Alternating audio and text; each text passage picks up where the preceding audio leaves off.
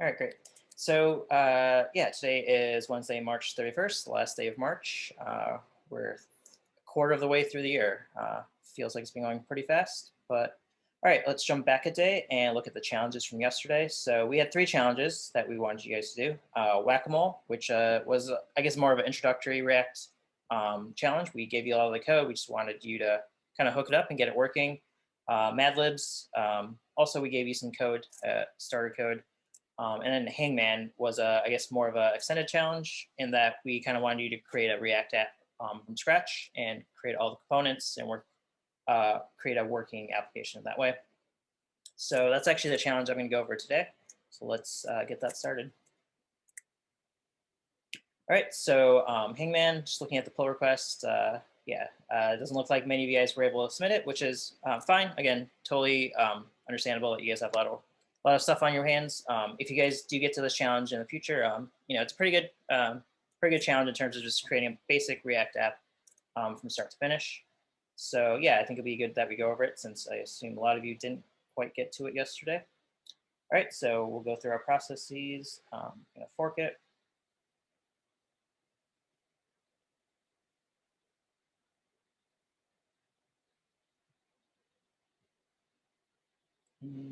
Copy that. Let's grab it down. Any questions on the Hangman challenge? I don't know if you guys were able to read it. Obviously, we're going to go over it, but any initial questions?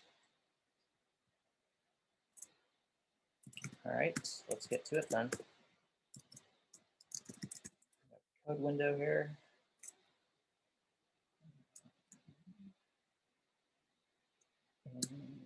That here. All right, cool.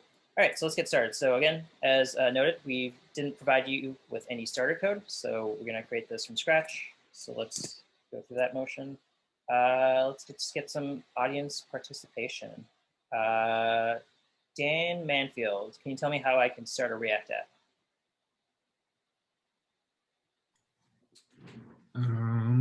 You could do npx, what is it, create React app.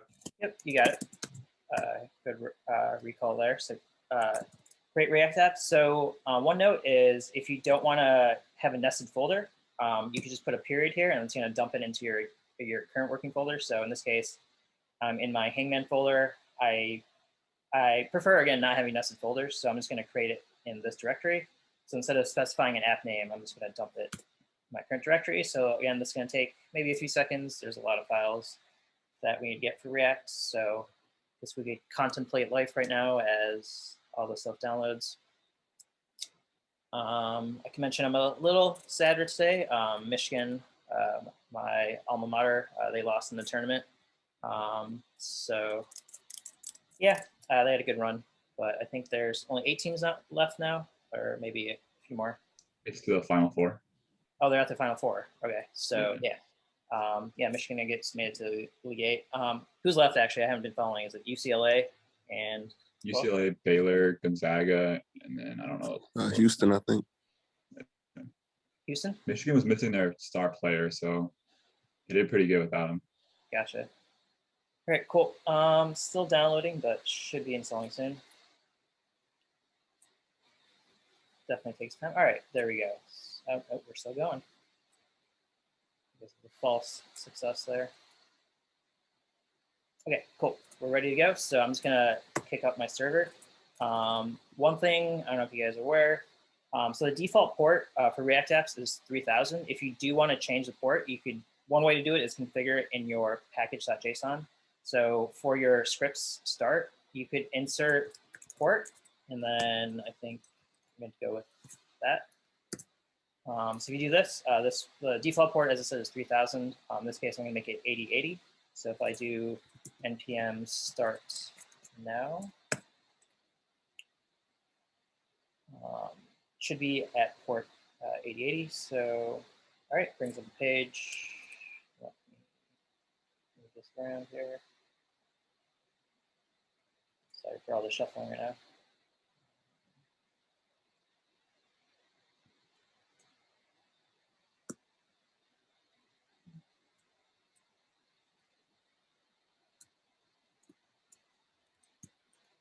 There we go. Okay, so just to prove that's at 8080, you can see the port number is 8080, and I have my React app going. So you can configure the port if you want to. Like if you have multiple React servers going, you might want to have, you definitely will need different ports at that point. All right, cool. So our server's up. We got our React starter app going, so all seems well. Let's actually read our Hangman challenge. So, all right, we're going to create a game called Hangman. Again, if you're not familiar with this game, it's pretty much just like a word guesser. Back in the day, where we didn't have all this technology, we would just bust out a piece of paper, and then one person would create a puzzle, and the other person, or maybe multiple people, will just guess letters of the alphabet. And if they match something in the puzzle, then I guess the puzzle master would enter the letters in, kind of like Wheel of Fortune. And then you just try to get all the letters for the puzzle. All right, Sounds a little violent. Yeah, I guess the Hangman theme is a little out there, but yeah, the reason it's called Hangman is because you would draw like a hanging person or stick figure based on each wrong guess they would get. You draw like a body part, and then once the entire stick figure is there, I guess that's game over. All right, so we have some primary objectives here, so let's kind of scan through those. It's kind of asking us to create different components. We want a puzzle word, a component to display the puzzle word, a component to display an input section, and it looks like a component to display an output section. So I'm just going to take this, I guess, small pieces at a time. So a common mistake that developers make is try to code everything all at once without testing and kind of without incrementally kind of seeing the progress. And again, that's usually a mistake because bugs are going to creep in. And then once you have coded maybe like, an entire project and you have like 20 different bugs, they're going to be kind of hard to track down. And one bug might interfere with another bug and kind of get crazy. So always kind of do incremental testing and take it one piece at a time. All right, so let's start coding. I'm just going to get rid of all this goodness. Don't need the logo anymore. It's a pretty cool logo though. All right, so I just want to make sure, I guess my first objective is going to be get my data. So we provide a sample word list. So I'm going to actually copy this over. I'm going to create a new folder. Let's call that data. And I'll create a new file called words.json. And paste the data I just copied over. So this is just a list, or I guess an array for JavaScript. And if I actually want to import this, it's very simple. I could just do import, let's say puzzle word list, array to be accurate.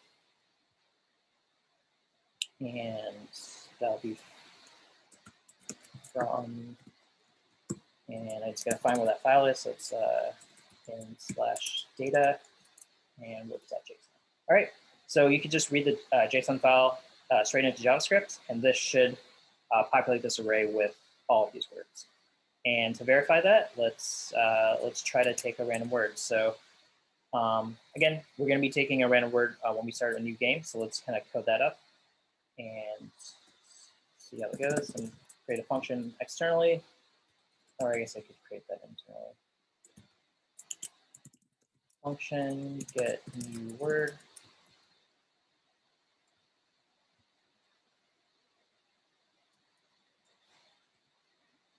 So we're gonna probably need to store this word somewhere. So this is where we're gonna use use state, the use state hook. So I'm gonna import that, use state from React. All right, so let's make use of that. It's gonna be const, then my value, let's say it's gonna be puzzle word, and then I need a setter.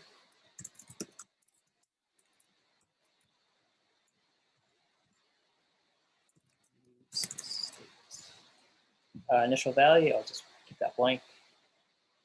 And, or I guess I could call it get new word.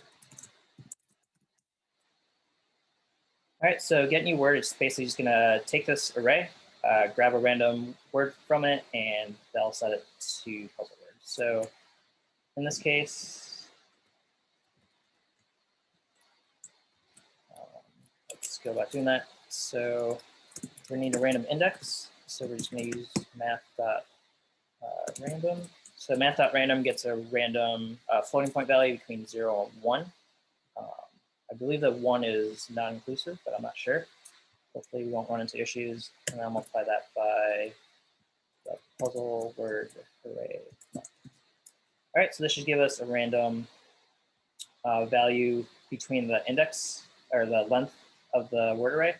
So we get 0 through n minus 1. And then we're going to want to create an integer out of that. So we'll do math.floor of that value.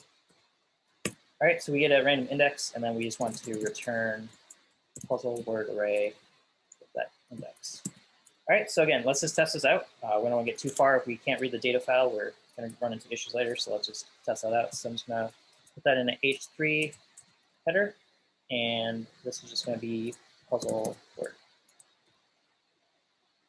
Let's just say target.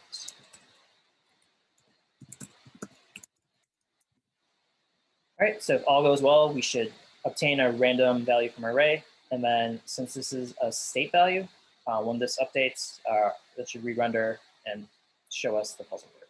So fingers crossed, let's actually see what happens. Obviously need to use my let and const keywords. Save that. So yeah, it's pretty useful that the terminal will show you errors while it tries to recompile set puzzle word. Yeah, so I'm not using the setter right now, so I'm getting a warning, but that's fine. Warnings usually are fine. I just want to be aware of them. They might be pointing to possible errors, but in this case, I'm just not using the setter, and it's totally fine. All right, so let's look at our app now. All right, so we got a word for feelingly. I have no idea what that word means. We can look up definitions maybe later. But yeah, let's kind of refresh this and kind of see, all right, the word is changing. So it seems like we've accomplished that task of reading the data and picking a random word. Kind of just thinking ahead, with this game, the way Hangman is played, you know how to guess like lowercase or uppercase. So we should definitely agree on a case for our word. If you notice, some of the words had a capital letter, or maybe there's at least one. But yeah, we should make this all one case. So I'm just going to go with uppercase just to make it easier to kind of read off screen. So I'm just going to simply add to uppercase here, and hopefully that should resolve it for us. Yep, there we go. All right, so that looks good. Any questions so far on reading data or what we've done here? All right, let's proceed. All right, so again, I just wanted to test this and get something up and running. That seems like an easy task, but let's actually go back to our objectives. So we have primary objectives, and we definitely want to create components. That's the whole idea of React, basically breaking down your larger app into smaller modules. So in this case, we need a puzzle word, input section, and output section. So let's start creating these components. So just to organize my data a little better, I'm going to create a new folder. I'm going to call it components, and I'm going to add my new files in there. So I'm actually going to, I think, go a little against what they were probably intending. I'm going to create a Hangman component, and this is going to be my parent component. All right, so we have hangman.js. So again, I'm going to be coding this in functional components. I know we've also talked about class-based components, but hopefully you guys are familiar with both. So let's create a functional component called hangman. It may or may not take in props, but always good to specify that. And then we're going to return some JSX. So let's just say hello world for now. All right, so very simple component here. Let's see if we could use that in our main app. Import hangman components. Okay. All right, so we've created a very simple component. Let's see if it actually does what we expect and if we can use it. So I'm just going to add it here to my existing div. Of course, I forgot to export. So yeah, for these JavaScript files, you always have to export if you want to import the data elsewhere. So I'm going to do export default and command. All right, looks like we're good. And there we go. So we got hello world. This is our Hangman component. But obviously we want to do a little bit more than just display hello world. So I'm actually going to move some of the logic that we wrote up here. So let's move this out.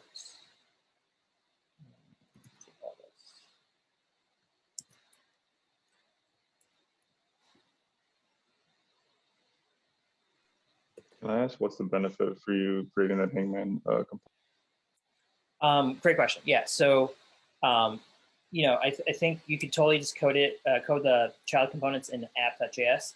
Again, I want to make this more modular, as in potentially maybe I want to have multiple Hangman games on the same page, like maybe like an easy, medium, or difficult, and have like 3 different games where you could just play them all simultaneously.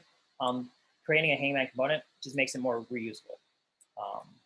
But yeah, generally we're just probably going to do 1 game at a time. But again, I want to make this possible so that, let's say Jose and I are working on a project together. I might code up this Hangman component and he might be working on something else. And then I could just give him my files and he could just, you know, use the Hangman component and it'll have everything that he needs in it, rather than him trying to figure out which child components he needs to get this game kind of working. Right, let's see. All right, so I copied all this over. I need my data file.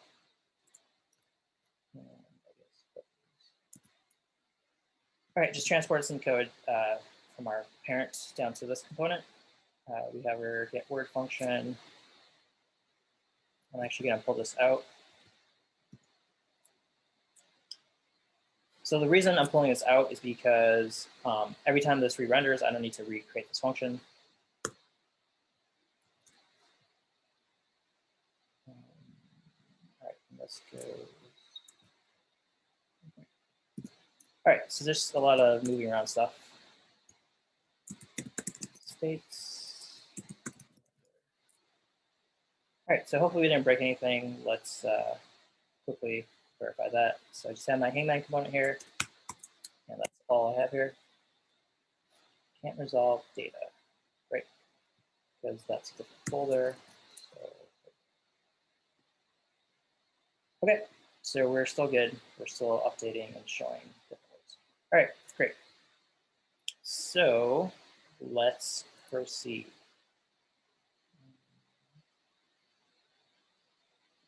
What do you want to do here?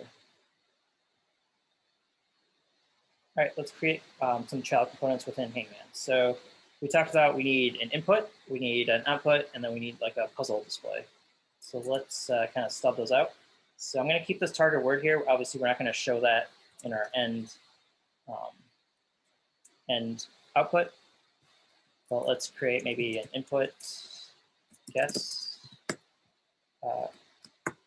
output guesses, maybe. And then maybe a puzzle sandwich in between. All right, so I haven't created these components yet, but I'm kind of just pre-naming them so we know what to go with. So one thing I think I mentioned in the past is the usefulness of VS Code snippets. So I'm actually going to take advantage of that, a snippet that I've created. So let's create a new file. Let's call that inputs guess. Again, you generally want your file names for your components to match the component name. So in this case, input guess. All right, so I have this new snippet that I just created actually just yesterday called React Functional Component. And that creates like again, a basic template for something that I'm writing often. So in this case, I could just replace component name with input guess. And notice that it had this export because I usually forget those exports. So in this case, having this snippet just makes it way easier for me to remember all the things I need. All right, so I have input guess here. And then we're going to need some items here. So I'm going to actually create a nested div and let's add some items here. So we'll have a label for HTML4. So I don't know if you guys have discovered this or if we've talked about it. There are occasions where HTML keywords will conflict with JavaScript keywords. So one example is the for attribute for our label. For, again, is a reserved keyword for JavaScript. So it can cause issues there are JSX equivalents. So in this case, I will use HTML4. And this is not something I've memorized. This is just an I guess you'll get a warning potentially, and then you'll just see that you can Google and find a replacement for it. So in this case, HTML4, and this will link to something. Input guess. And then we'll have input. Type will be text. We should probably give this an ID since we have a label for it. This will be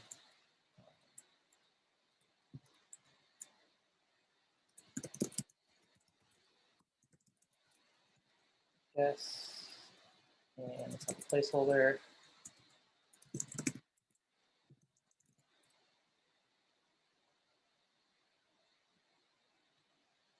Since we're entering one letter at a time, since I don't want to do validation really, I could take advantage of max length, again, another attribute for input, and I'm just going to limit that to 1 character, so they can't type in like multiple characters, and I have to deal with yelling at them for kind of breaking the rules.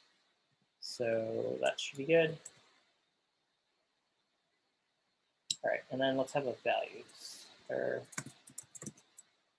do that off now. All right, and then let's get a button. So we'll see how all this kind of comes together, but hopefully you guys can kind of imagine what it's going to look like. We have a button that will say guess. All right, so we have input guess created. Let's go back to our Hangman parent component. Let me kind of get rid of these quickly. And let's see if our input guess looks good. So then we need to import that. So let's do import input guess from. All right, there we go. Looks like we're good. All right, so there we go. We got our input guess section. Kind of what we imagined. We have a label, we have an input, and then we have a button. Nothing too complicated. Obviously, there's no real functionality here. Like guessing doesn't do anything. I can enter a letter. Luckily, again, I'm limited to 1 character, so I don't have to really, I guess, error-proof that from the front end, or I guess from the middle end. All right, so it looks good. It's kind of what I expected. Let's proceed. Again, if there's any questions, feel free to stop me. I definitely don't want to be going too fast or glazing over anything that requires more discussion. But yeah, again, simple controls here. Let's add some functionality here. So I know that when a user submits a guess, I'm probably gonna need to submit that guess to somewhere else. So let's actually kind of think about this. Our Hangman component carries the puzzle word. So I would assume that, again, there's multiple ways to do it. It's just think about what you think the best design is. I could pass down puzzle word into my input component, and then the input component can kind of deal with puzzle word and the guess. But I feel like that's not the best design, just to kind of think about it. In terms of input guess, that component should only be responsible for obtaining a user input and then giving us the input back. It shouldn't really be trying to do stuff with the puzzle because it's just the input section. So in this case, I'm probably going to pass back a guess value from input guess, and then my parent can handle checking it against the puzzle, or maybe one of my other components can do that. All right, so let's kind of build that structure.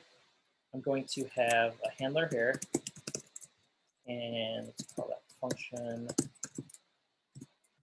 submit guess. And this will take in a guess, and we'll do something with that guess. Let's just pop up and load for now. All right, so this is going to take in a guess, or maybe it's called letter.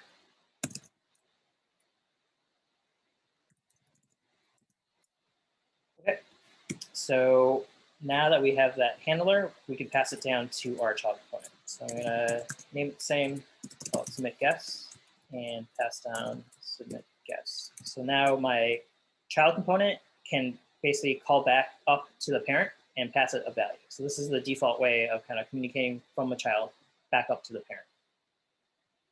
All right, so this is going to be passed as a prop. So hopefully you guys remember props versus states. So props will be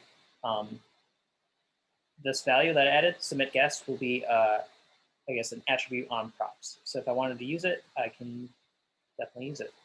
So let's do on click, and this will do props dot submit guess, and that will take in something, right? We don't have that something kind of defined right now, so let's go about doing that. We're going to use state again, so we can do const. Let's make this guess.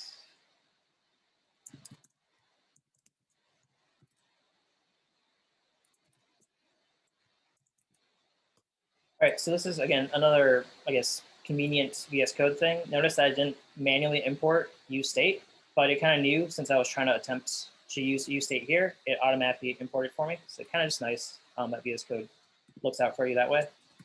So useState, let's say the default value would be empty. And then we'll pass the guess here. All right, so when we click this button, we're going to pass a guess value. But currently, we don't have the guess value actually taking the user input. So this is a question that I asked yesterday during the React workshop.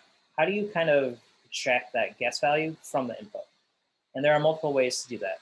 So one way, which is more, I guess, HTML JavaScript way, would be I can use get element by ID in some function to kind of populate the guess and then obtain the value that way.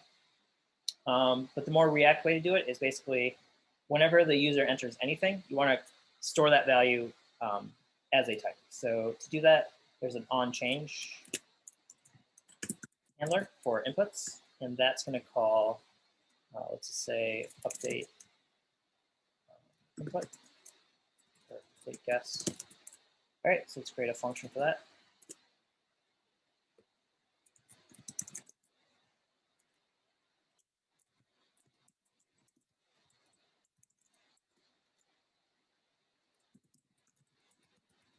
Function, we called it update.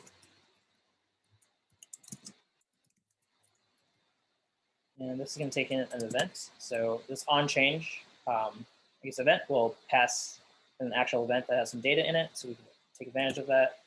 And in this case, I want to do set guess event target value, I believe.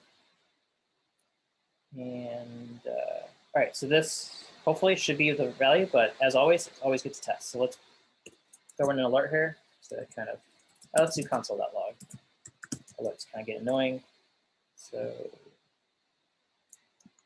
copy this here, copy that there. All right, pop quiz for you guys.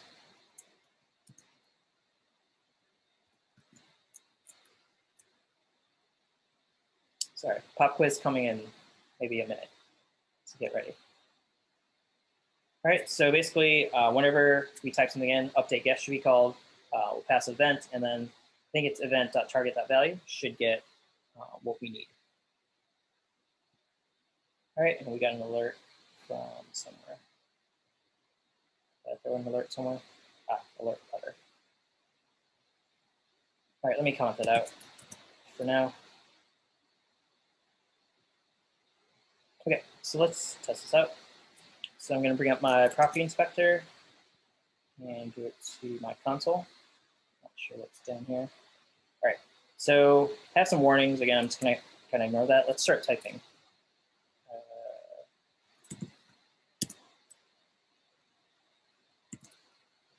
All right, so notice my console down here. It's kind of tiny. I don't know if I can blow that up. I can. All right, so I got this F character down here because I typed F here. So if I type, if I change that to an M, great. I'm printing out what I typed in. So it looks like it's capturing what we want correctly. So that is good to always test. Pop quiz for someone out there. Or I'll just leave it open-ended. Line 12, I had another console.log. What am I going to see in my output? Notice I have a console log before I call setGuess, and then after I call setGuess, I have another console log. Any ideas on what it will be? So currently I have M typed in here. Let's say I change that to something new. What's going to be printed out to my console?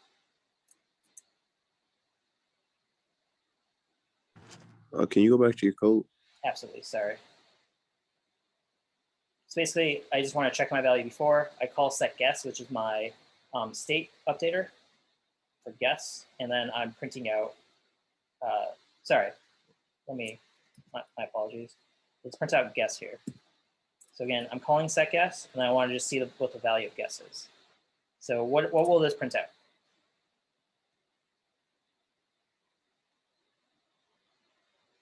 Any thoughts? Should I did. be Oh, Kyle M. said go for it. Should be M, right? So Or whatever you're putting in the box that's new. yeah, so I have M currently. So M is stored in my current guess value. So when I type in new letter, let's say my new letter is going to be X. What am I going to see in my console based on the fact that I'm printing out a value here? Or let's make this, sorry, let's make that guess. So basically my old value of guess and hopefully my new value of guess. So I guess, sorry, I'm asking this question kind of weirdly. Let me just kind of talk about it. So in this case, I think there's a trap in thinking if I print out guess on line 10, I'll get my old value. So my old value, or I guess my current value is M. And then if I call set guess with my new value, again, that's event.target.value, which is the new value that's passed in. If I, on line 12, again, I call that after I call set guess. Many, I guess not many people, but some people might make the mistake of thinking, hey, this is gonna be my new guess value. But that is not actually the case. So let me prove that. So I'm gonna copy this, pass in X. Notice I got two M's printed out to my console. Sorry, it's kind of in this corner here. But yeah, it's actually the old value and the old value again.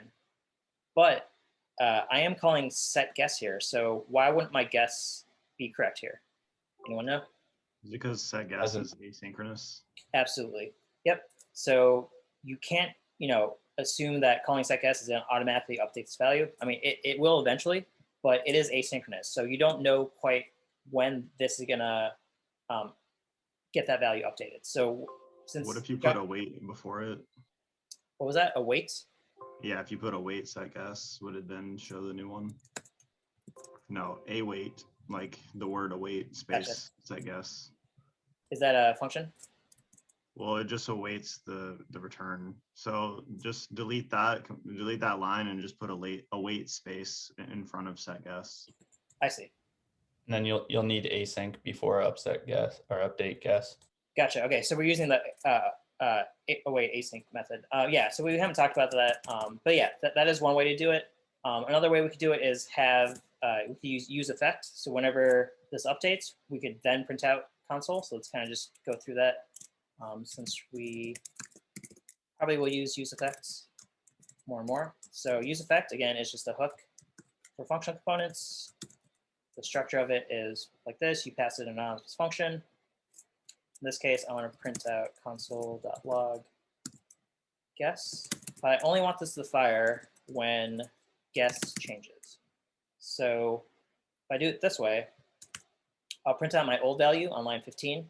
I'll call set guess. And then since guess is actually being updated, assuming I type in a new value, I'll get a console .log after that update. So if I do it this way, again, using the use effect hook, luckily VS Code imported that for me. Thank you, VS Code. Let's refresh this and try that out. So I'm going to type in, let's go with A. All right, so I printed out an empty value because that was my previous value, and then A. So if I change this to B, notice I got A and then B printed out after that. So that is what I wanted. I wanted the value to be printed out once it's updated. I'm not doing it synchronously. I'm waiting on the update, and then once the update gets processed, I'll print out my new value. All right, so that's just something to keep in mind. The use state updater is asynchronous. So just keep that in mind. You can't just call the setter and then use the new value right away. All right, cool. So I'm gonna kind of get rid of all this mess. All right, so set guess is working as I would expect. And then since guess is being updated, once I click the button, my guess value should already be correct. I guess you could argue that if you're fast enough, you could type in an input and then hit the button, and the guess value might not be updated at that point because, again, it's asynchronous. But based on like human behavior, when you type something in and then move to click, by that time it should be processed. So I'm just going to rely on that. If I didn't want to rely on that, then maybe there's some additional logic I need to add in here. All right, but in that case, I'm not going to worry about that unless it becomes a problem. So there's the idea of pre-optimizing.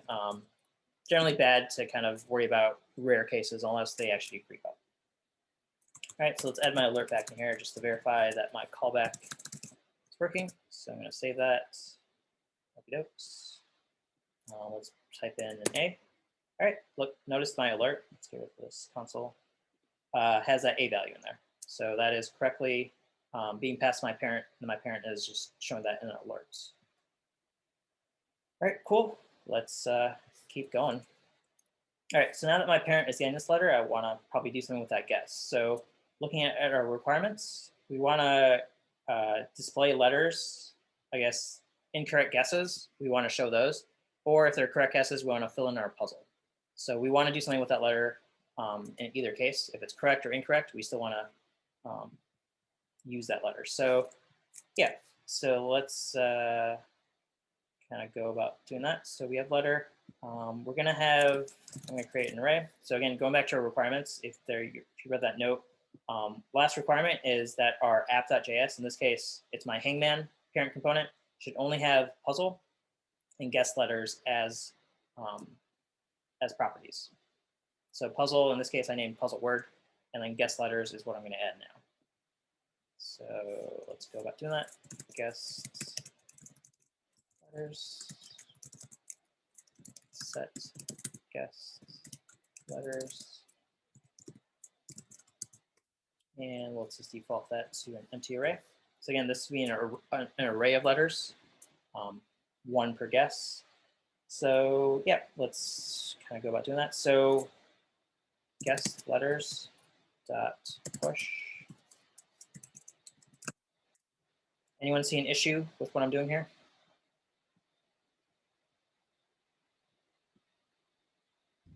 You're trying to directly change state? Absolutely. If you remember from that previous challenge, you should never update states or props directly. And so, yeah, guest letters is a state, and I should not be modifying it directly, because if I do it this way, React is not going to really know that this value changed, so the rendering might not work correctly as I expect. So we need to call our setter, set guest letters. Right. And then that's going to take in our new value. So guest letters, I can't do push. So again, if you're familiar with what push does, push will actually add this value to my array. But again, that's still modifying my existing value. I don't want to modify it and then call the setter. That doesn't really make sense. Additionally, push is going to return, I believe, the length of the array after it pushes. So that's not actually going to give me back an array value, right?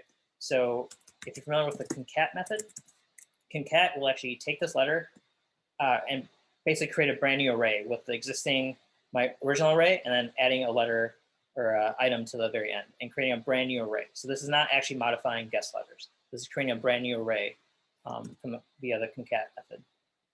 All right, so if I do it this way, I'm going to call my setter, and I'm going to pass a brand new array as my new value, which is what I want to do. All right, so this will update guest letters, and then let's start working on. Sorry, maybe I should create these earlier, but let's work on our output guesses. So this will take our guest letters as a prop. So name it the same.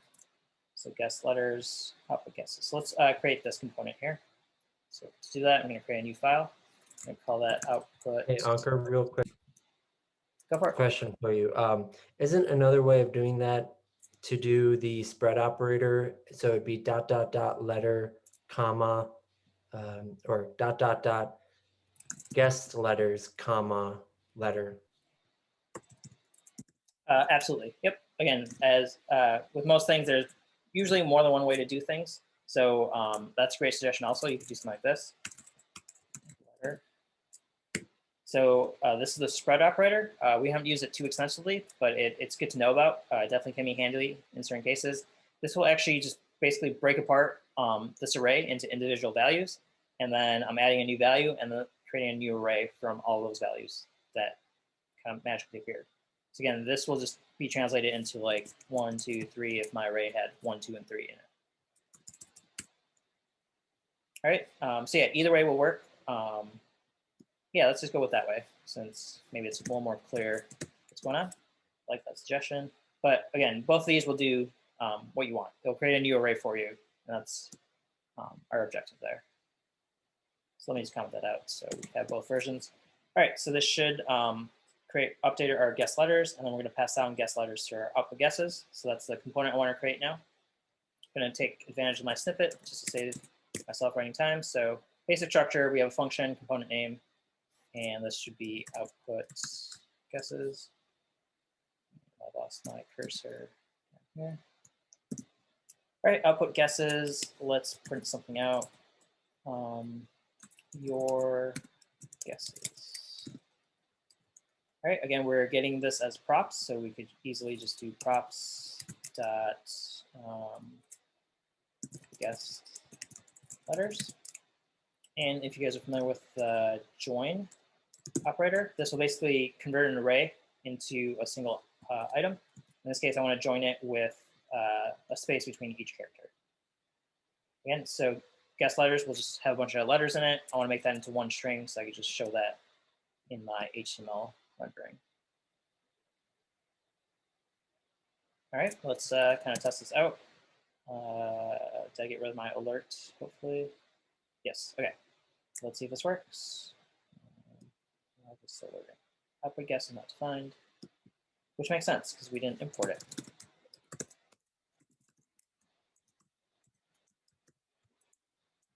All right, so hopefully React is happy with that. Sometimes we'll see this like really, really ugly error. Usually this is just because React just failed to recompile. You just refresh and get actual errors. So what's the issue here? Maximum update depth required. So again, it's an infinite loop somehow. Let's guess.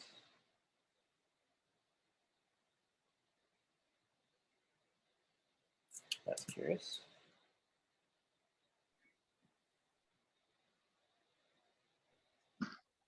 Your method that's checking the use effect, is that seeing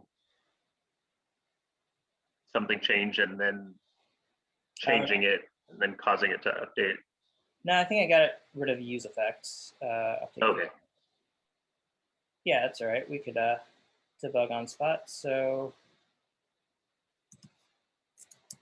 let's just see what happens here. Is it because submit guess is running forever whenever you inside of your render? So I do need like the open close parentheses arrow function to submit guess. Right here. Yeah. Let's give that a try. So I don't think that's the issue, but worth trying. Save that. Oh. All right, let's actually read this. So I guess the on change is calling update guess. That should be fine. So it's pointing to update guess here, calls set guess here. So set guess is this. Yeah, Yep. I think it's the on click the button. I think you need to do the open close parentheses, that arrow. To Gotcha. Yeah, I think you might be right there. Yep. So good catch there.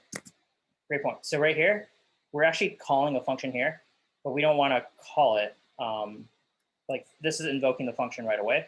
We don't actually want to do that. So let's see if we could alleviate that.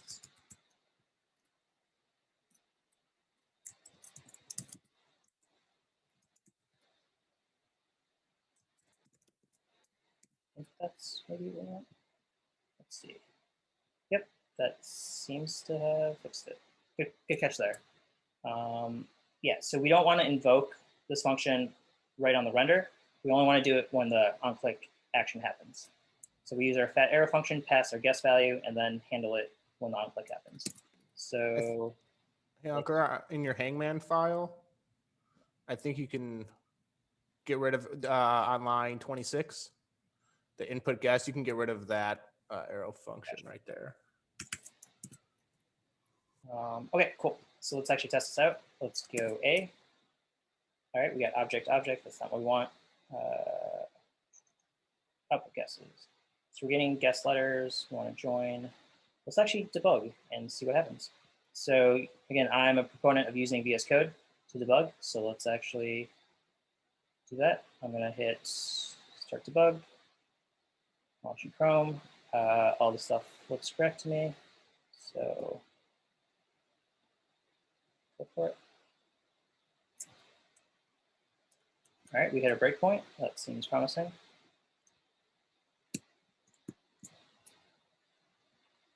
All right, let's take a look at what our props are. Props are that guess letters is empty. That's fine. All right, let's enter a value. So blow this up a little bit.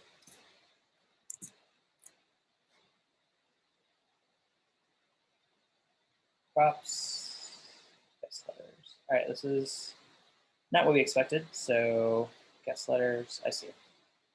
So we're doing this a little incorrectly here. This is going to pass an event. So let's just make this a little different. Function submit guess.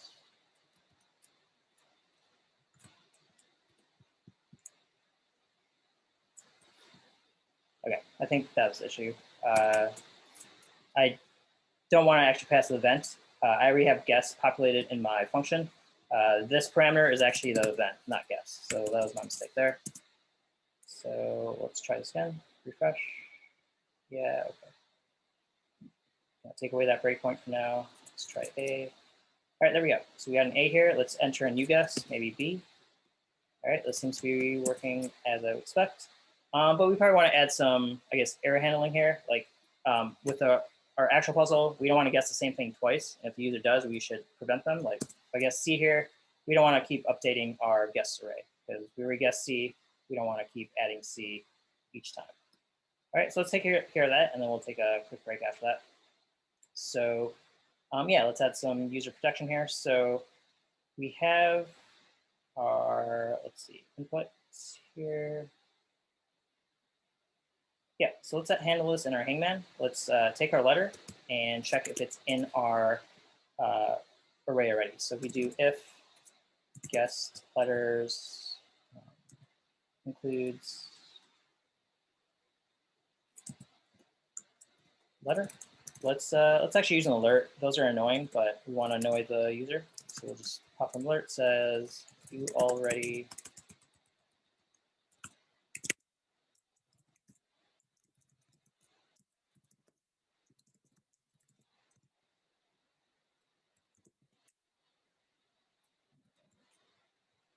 some string interpolation, letter, please. All right, so we'll kind of yell at the user if they try to get the same letter again. In this case, we don't want to proceed, so we're just going to return here. So again, we won't actually update our submit guess array because we don't want to keep, we don't want to call this updater if we don't actually need to update it. So we're just going to return early here, which means we won't execute this in the event that guess letters matches something, or letter matches something in guess letters. All right, so that should prevent us from having errors there. One thing I do know I need to take care of is, again, we've decided to have our puzzle be all caps. So notice I could enter something here that's lowercase, and it's totally fine. We want to, again, make this all uppercase. So there's something we need to do in our input. When we take our value, we should probably just force it to uppercase. All right, so this will always, whatever the user enters, it'll convert it to uppercase if it's not already, and then they'll store it as our guess. So our guess value should always be an uppercase letter. One additional thing I want to do is kind of a neat trick is if I add value equals guess here, this will actually update. So this is going to set the value to guess. Whenever guess updates, this will update the value of my input. And this won't cause an infinite loop because once this updates and matches what guess is already, this set guess won't keep like updating my input. The reason I want to do this is so that if the user enters a lowercase letter, when I call set guess with the uppercase letter, it will force a re-render of my input. with the uppercase letter. So I'm going to kind of show you that. Obviously, you can't see what my fingers are typing, but I'm going to type a lowercase. Let's go with J. J is a good letter. I'm going to type a lowercase j here. Notice it's uppercase though. I swear I'll use one hand and I'll type a U here. So let's go U. So I didn't use a shift. Caps lock. That's true. No, that is fair. I could be using cap locks, but I promise no tricks here. I'm typing a lowercase letter, but since my set guess converts to uppercase, and then I'm using that guess value here, the re-render from the set guess will update that to be capital. So that's kind of a nice little trick I could use there to make sure that I always have uppercase here. Again, there's other ways to do it. You can use CSS to make this always uppercase. There's several ways to do it, but I'm doing this more, I guess, just directly in React. All right, so if I hit guess, all right, I get that. Again, I can never really have a lowercase letter in here now. All right, cool. Seems like we're making good progress here. Again, this is from when I didn't have that protection in there. Let me refresh and just enter some letters in there. All right, cool, that looks good. One thing, just UI friendly wise, like when I enter like a letter and hit guess, I don't really want to make the user like highlight the letter or kind of replace it. Like we should probably auto clear that so that when they hit guess, this kind of resets. So let's actually take care of that quickly. And to do that, I'm actually going to create a new function. Let's call that submit guess. And here, I'll call submit guess. So, all right, so we're going to call the parent submit guess. Maybe I should name this different, just not to confuse myself with the actual props. So let's just say send guess, just to make it a little different. And that's going to send a guess value. And then after that happens, I want to set guess back to an empty value. All right, that looks fine to me. Let's add maybe one more check here. If guess is equal to empty string, maybe just don't do anything. So if they hit guess, the guess button without actually entering something in, we're just going to not do anything. We could show an error saying, hey, you need to enter something. But we'll maybe do that for later. So when I reset set guess here, since I've mapped my guess value to the value attribute of my input, this should clear the input after I submit my guess. Let's quickly see how that works, or if that works. I'm going to enter an X. All right, cool. X got appended to my array, and then notice that my input automatically cleared. So again, just being more UI friendly to our user. Okay. So with that, let's take a quick break. So let's take a 7-minute break. So just be back a couple minutes before 10:10.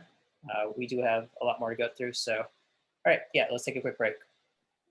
Still recording. Yeah, I have a quick question. All right. So just going back to what we've accomplished so far, we've created an input component that basically allows the user to enter a letter. We convert it to uppercase, and then when we hit guess, it sends it to our parent component. Our parent component in this case is Hangman. Hangman has an output guesses component also, in addition to our input guess. So our input guess calls our submit guess handler, which does some, I guess, validation and then updates our guess letters array. And that guess letters array is something that we pass on as a prop to output guesses. So output guesses will re-render when that changes, and then we'll get, we're just simply displaying all the guesses that they put out here. So continuing on with this game, we actually only want to show their incorrect guesses. So looking at the requirements, apologies for these tabs, a component that displays letters that are not part of the puzzle word. So if they guess correctly, we want to update our puzzle, which is a component we've yet to work on. But if it's incorrect, then we want to show incorrect guesses. So let's actually, let's work on this puzzle component, but keep that in mind for our output guesses that we need to do a little something different. All right, so finally I'm going to create this puzzle component. So go to my components folder, puzzle.js. Do this quickly. React functional component, call that puzzle. All All right, we're good to go. So puzzle should display the current state of the word we're trying to guess. So this, errors don't care right now. We'll take in, let's say, puzzle word as puzzle word. All right, so we're going to pass down the current puzzle word down to our puzzle so our puzzle can actually display it. So we don't want to just show the word, right? We want to kind of hide it from the user and fill in letters as they guess letters. So let's, oops. Yeah, sorry. All right, so puzzle word would get, our puzzle component will get props with the puzzle word in there. So let's kind of take advantage of that. So I'm going to type a function here and call our render puzzle. All right, so this will be function render puzzle. And this will use our props. So let's think about this. So again, our puzzle also needs to be aware of what's been guessed. So knowing that, I'm going to also pass down my guess letters. I'm going to copy and paste. All right, I'm going to put these on new lines just to make it a little more readable for me. Might be kind of subjective what's more readable, but all right. So I'm passing two props down to my puzzle. One's going to be the puzzle word, and the other is going to be guess letters. So I'm going to actually use my guess letters to determine what I actually want to show for my puzzle or what I want to hide for my puzzle. So let's go here. And I have those two values as props, so I can actually take advantage of them. We're going to need a string. So let's say puzzle string equals something. Now, the way I'm thinking about this, I want to go through my puzzle word for each letter. I want to see if that letter has been guessed, as in if it exists in my guessed letters array. So let's do for let's letter of props dot puzzle word. Again, this is something we're passing down. So we're going to iterate over each letter, and then we're going to check that letter against if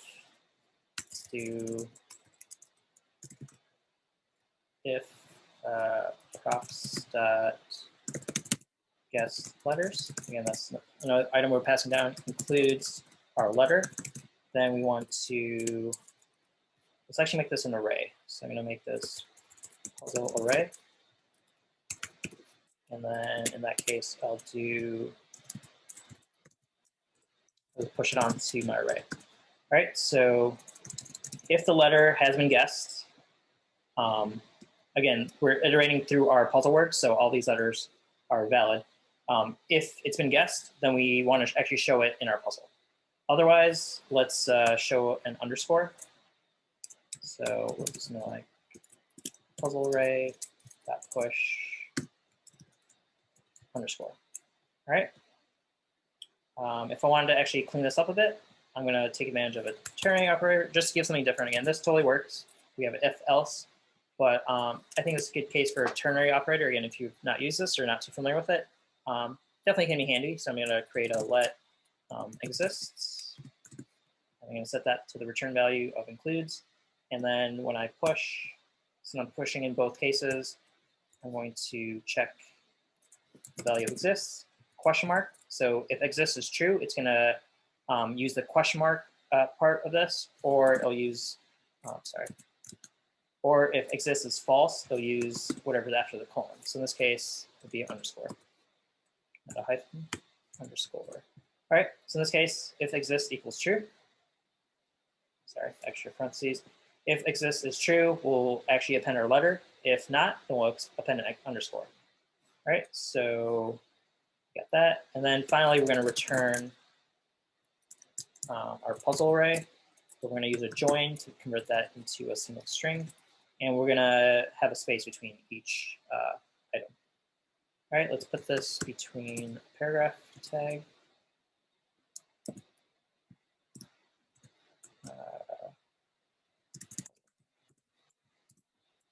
All right, let's see how this looks and see if it works. All right, this should be good, but puzzle is not fine because I always forget to import.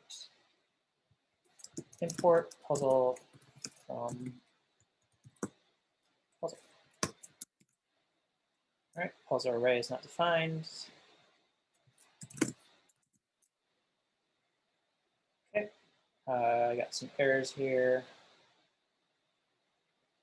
Let's see what this is saying. Props.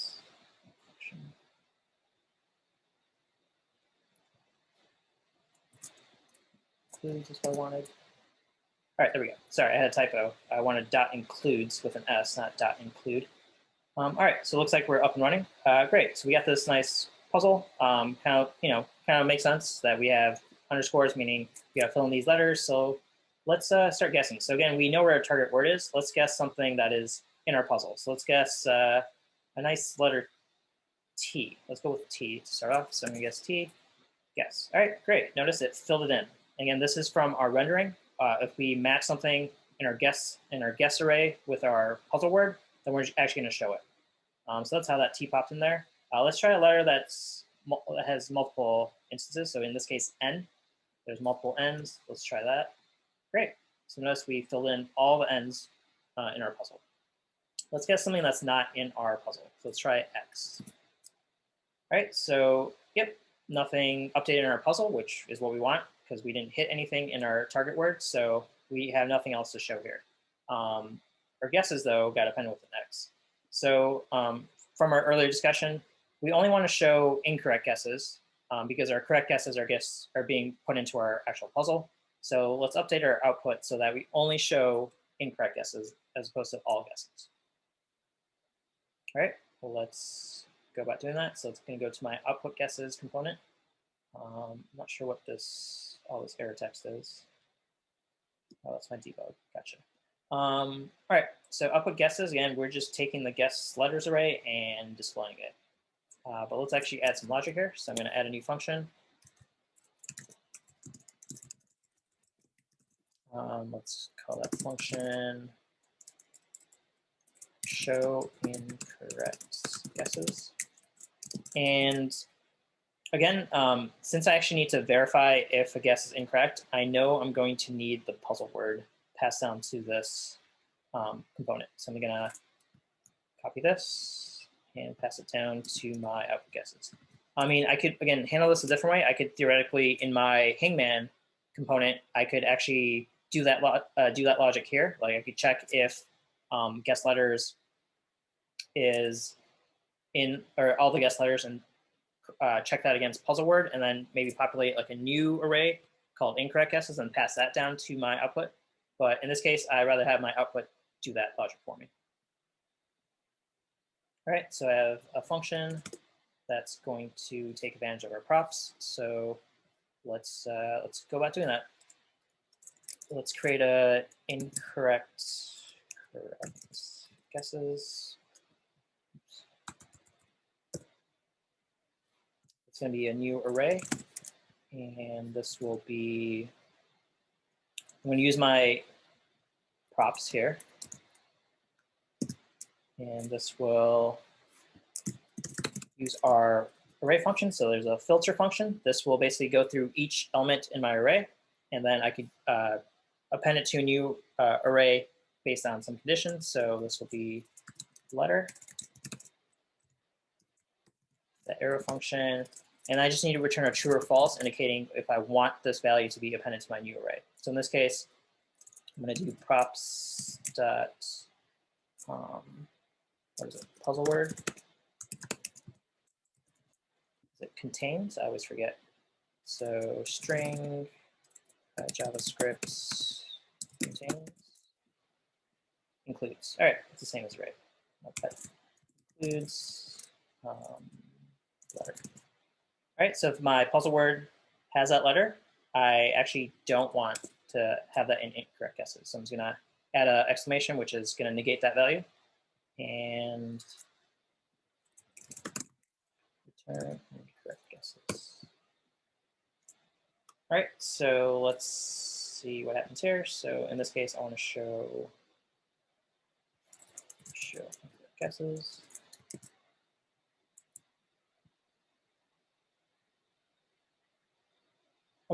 let's see if this works. Ugly here, let's refresh. All right, so our word is maculos. Again, I have no idea what that word means. My lexicon is not that diverse. So let's go with X. All right, so X is not in our puzzle, so we got it appended there. Let's try something that's in our puzzle. So let's go with C.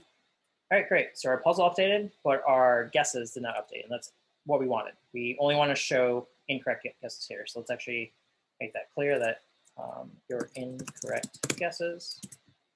And okay, that looks good. That looks good.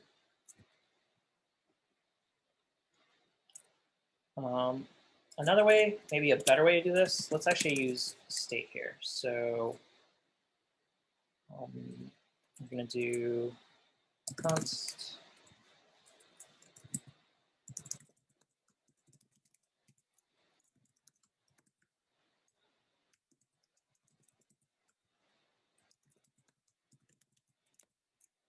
and we're going to use state.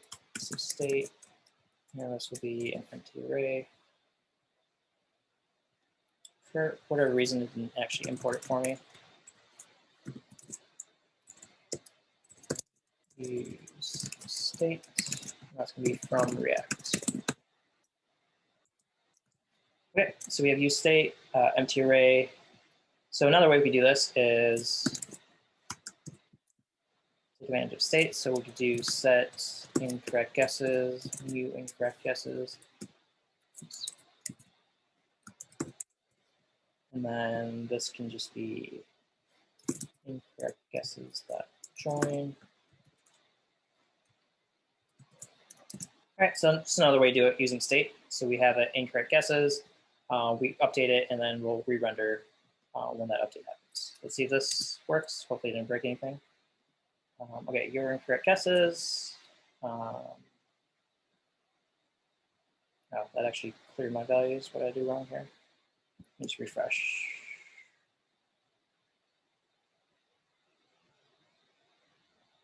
Not sure what's going on here. All right, so let's refresh this and try a new puzzle. Let's go with H, great. Let's go with X. All right, so that's not actually updating that. Well, let's figure out why. Incorrect guesses. State.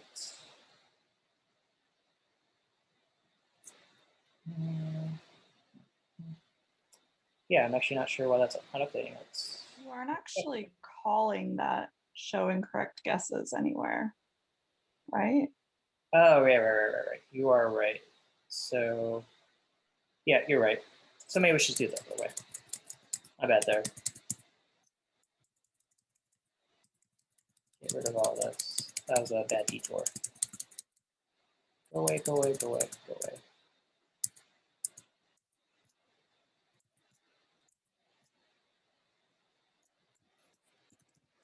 Too far. All right. And then I want to join this. All right. Sorry about that, guys. Hopefully we're back to where we were. New word, unphysically. X, let's guess that. Yep, that's wrong. L. All right. That seems to be working as we wanted. All right, so now we have our three components. We have our input, we have our puzzle, and our guesses. So I think we're pretty close to what we want here. Let's just try one more puzzle. All right, we got a short puzzle, which is kind of what I wanted. So I'm going to enter a Z, great, Y, G, and A. All right, so we finished our puzzle, but we don't have any feedback for the user. Like, we can actually keep guessing. Like, you know, we need to add some, I guess, game state where we could say, all right, they completed the puzzle, maybe show like a message saying, hey, congratulations, you solved the puzzle, or something that tells the user that they're done. And we also maybe want to update our UI so they can't keep guessing. Yeah, a few additional things we could do. But let's look at our requirements, make sure we hit everything we needed to. So we got a component that displays a puzzle. We got a component that has an input and button. And then we have a component that shows incorrect guesses. One thing, if we look further, we have a secondary objective. So the way Hangman's played, you don't get unlimited guesses because that'd be kind of defeat the purpose of kind of solving a puzzle. You just go through the alphabet in that case. But It says here that we want 6 to be our limit. So if, I guess it says more than 6, I don't know, I interpret that as 6. Either way, we could use whatever value we want that aren't part of the word. They should get an alert saying the game is over because they failed at solving the puzzle. So let's actually hit the secondary objective and see how we can accomplish this. So again, there's a few places we could do it. I'm leaning towards doing an output guesses, I think, because this is where we actually have our incorrect guesses value. All right, so let's do that logic in here. So I'm gonna have something that will monitor, I guess, the length of incorrect guesses, but this is where we probably want incorrect guesses to be some state value in our output guesses. So let's actually go about doing that. All right, so I guess I did want that detour. Maybe it was a little premature. We're gonna add that back in. Sorry for wasted time. But yeah, I'm gonna add this back in.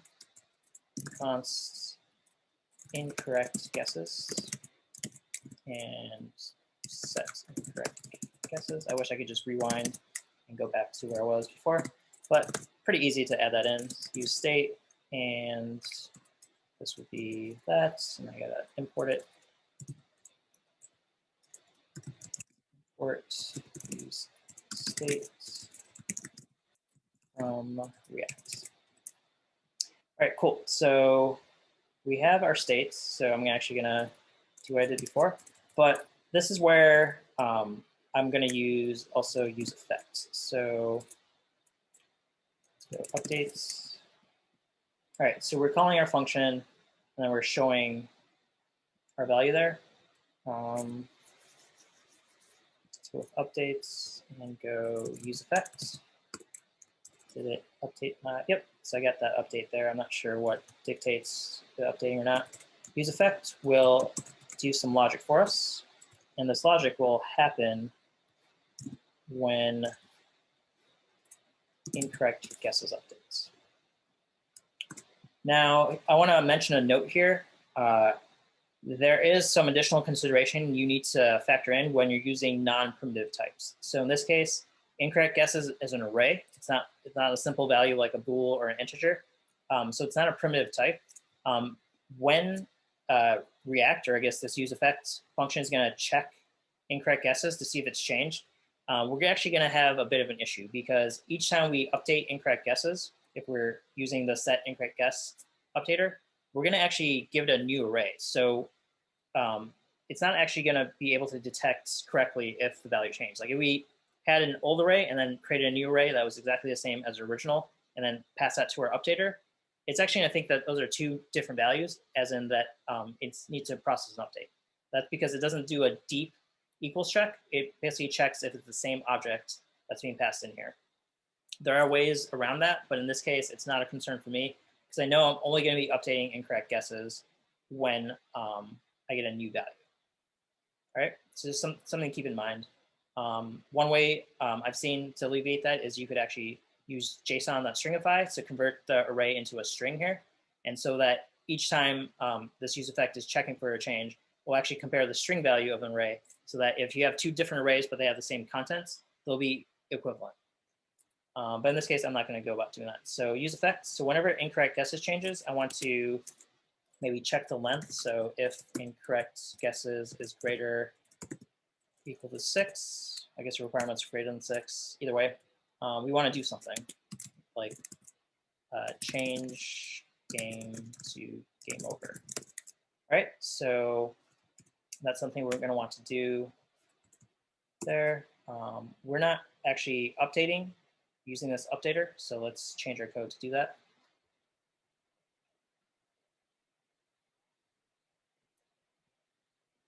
All right, to do that, let's think about this. Let's create a new state, actually,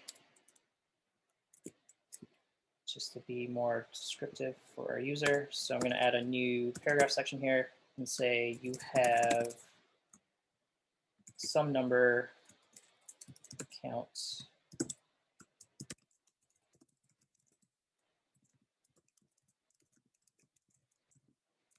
Okay, so we're gonna actually show the user how many guesses they have remaining, so they actually are aware, so they don't waste their guesses.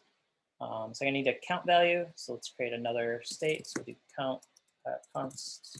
Let's call it guesses remaining.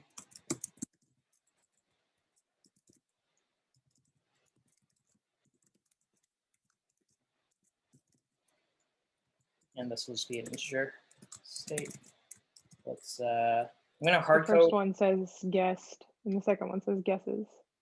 Thank you. Technically, yeah, you can name this whatever you want, but you do want it to match. So thanks for catching that. Let's just hard code 6 in here. So I'll make this equal. Again, we might want to make this configurable later, but just to get some value in there, I'm going to default it to 6.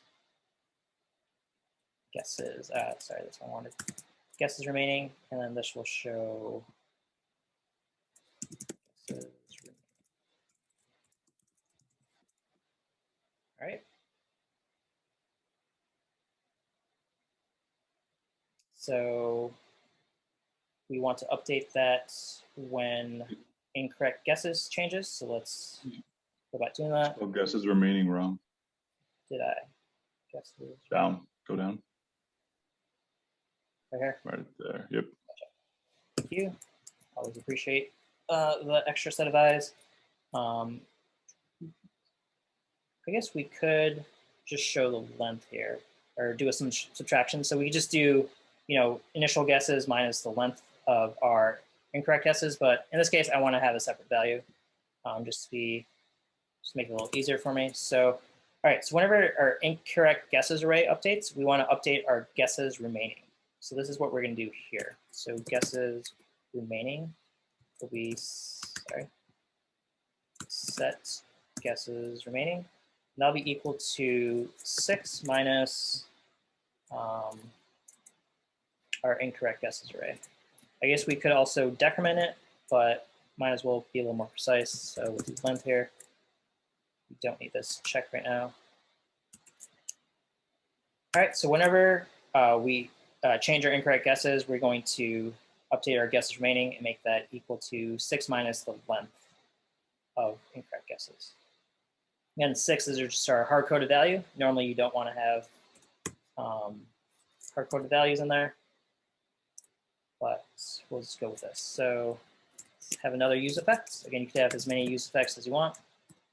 Use effects, what's this going to do?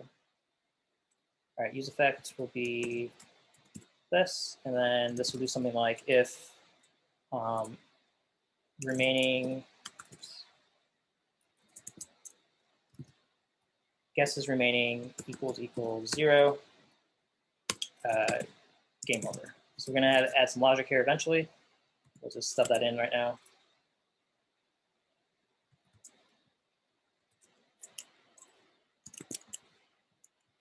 Okay. And this will only trigger when guesses remaining changes. All right, so we're not actually going to trigger game over, but we added a new item here. So you have 6 guesses, 6 incorrect guesses remaining, but it's probably not accurate. So let's save this. Let's try a new puzzle. All right, so this didn't actually update. Let's actually see why. We have guesses remaining. So that sets guesses remaining dot length, and right, so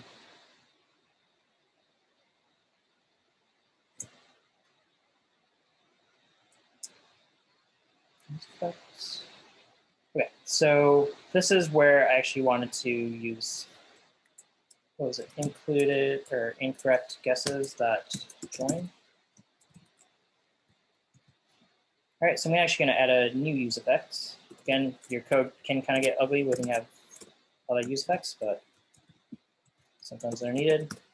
So I'm actually going to move what I had in my function right here and move that into my new use effect. And you'll see why I'm doing this. Get rid of that. All right, so this use effect will actually do the logic that I had there, which is going to use my puzzle word and guess letters. So in this case, the dependency here is going to be props dot what's it, puzzle word and props dot guess letters. So again, what this is going to do is anytime our props change, or our two props here, we're going to update our incorrect guesses. So we want to do basically what I was doing before.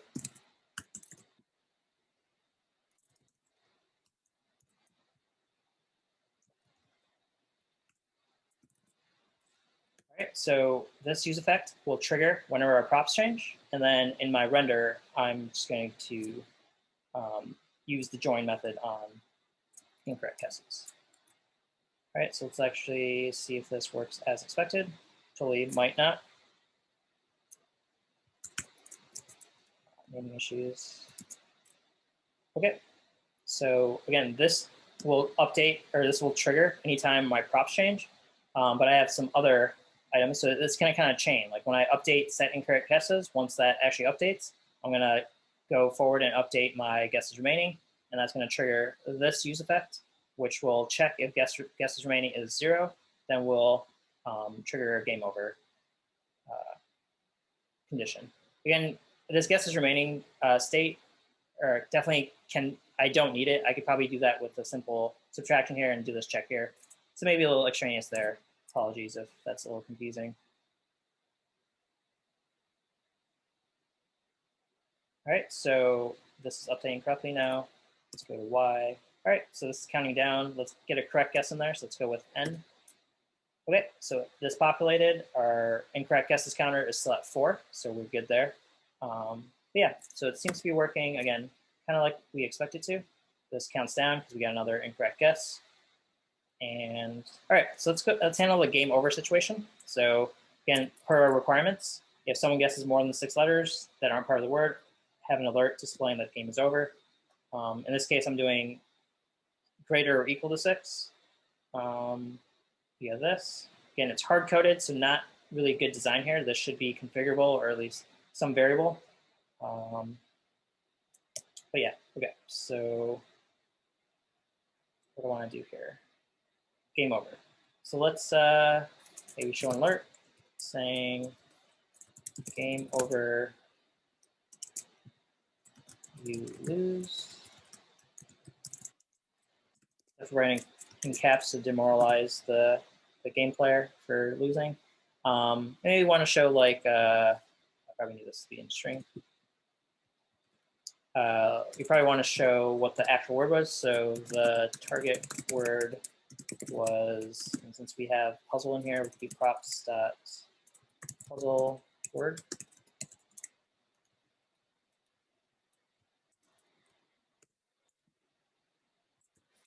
I'm going to switch over to string. Okay, so if they hit 0, then we want to show an alert. So let's actually see if we get to that condition. So we're at 3 incorrect guesses. Let's try. You spelled word wrong. Yeah, man, you guys are great at catching my mistakes. All right, so we have Q. What else is not in here? We don't have a W, and let's go with D. D's in there. U. All right, there we go. So we exhausted our guesses. We got this alert now. Game over, you lose, and then we actually show what the actual value was. So that seems good. All right, so it seems like we got a pretty functional game here. Let's make sure we hit all the requirements. So yep, we create our components here. We got our secondary objective of having some limit to guesses. And that seems to be all that we really need to do. So that seems awesome. But there's some stuff I want to clean up here. So we'll see how much time we have. So we maybe about 10 minutes before we should take a break before our presentation. So there's some additional stuff I've been meaning to do. Since we have some time, let's kind of go about doing that. Again, these alerts kind of can get annoying. So let me quickly go about actually adding a game state. So this is a new value, and I'm kind of going to break the suggested requirements, and that I'm going to add one more property here. So let's quickly do this. So I'm going to add a new folder. Let's call it types, and I'm going to introduce a new concept here. So let's call this game status.js. All right, so here I'm going to create something called eGame status.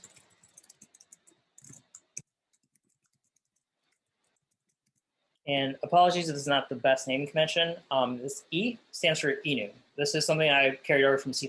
So again, JavaScript naming conventions might be a little different, but this is basically it's going to be an object, and let's create some states. So it's going to be like active equal active, lose, lose. So again, these are the various states that my game could get into potentially. So if they win, as in they solve the puzzle correctly, I might want to do something different. And then just because I've coded this up before, I know I'm going to have a start state also. Okay, so we got that. I'm going to do object.freeze and pass in game status. So what this effectively is doing is this going to prevent this object from being modified. That's what object.freeze does. And the whole purpose of this is I want to define these data types, and I want to make sure that, again, that we don't add new data types, and we only use these values that I specify in this field here. So let's do an export default game status, and then let's use that in our Hangman. So import game status from types. That is not at all I wanted. Types, and I call that game status. All right, so eGame status again is effectively an enumeration. Enumeration is it's another way to have custom user data types. It's not fully a class; it's just data. I don't really need methods in there. So let's quickly do that. So const game status.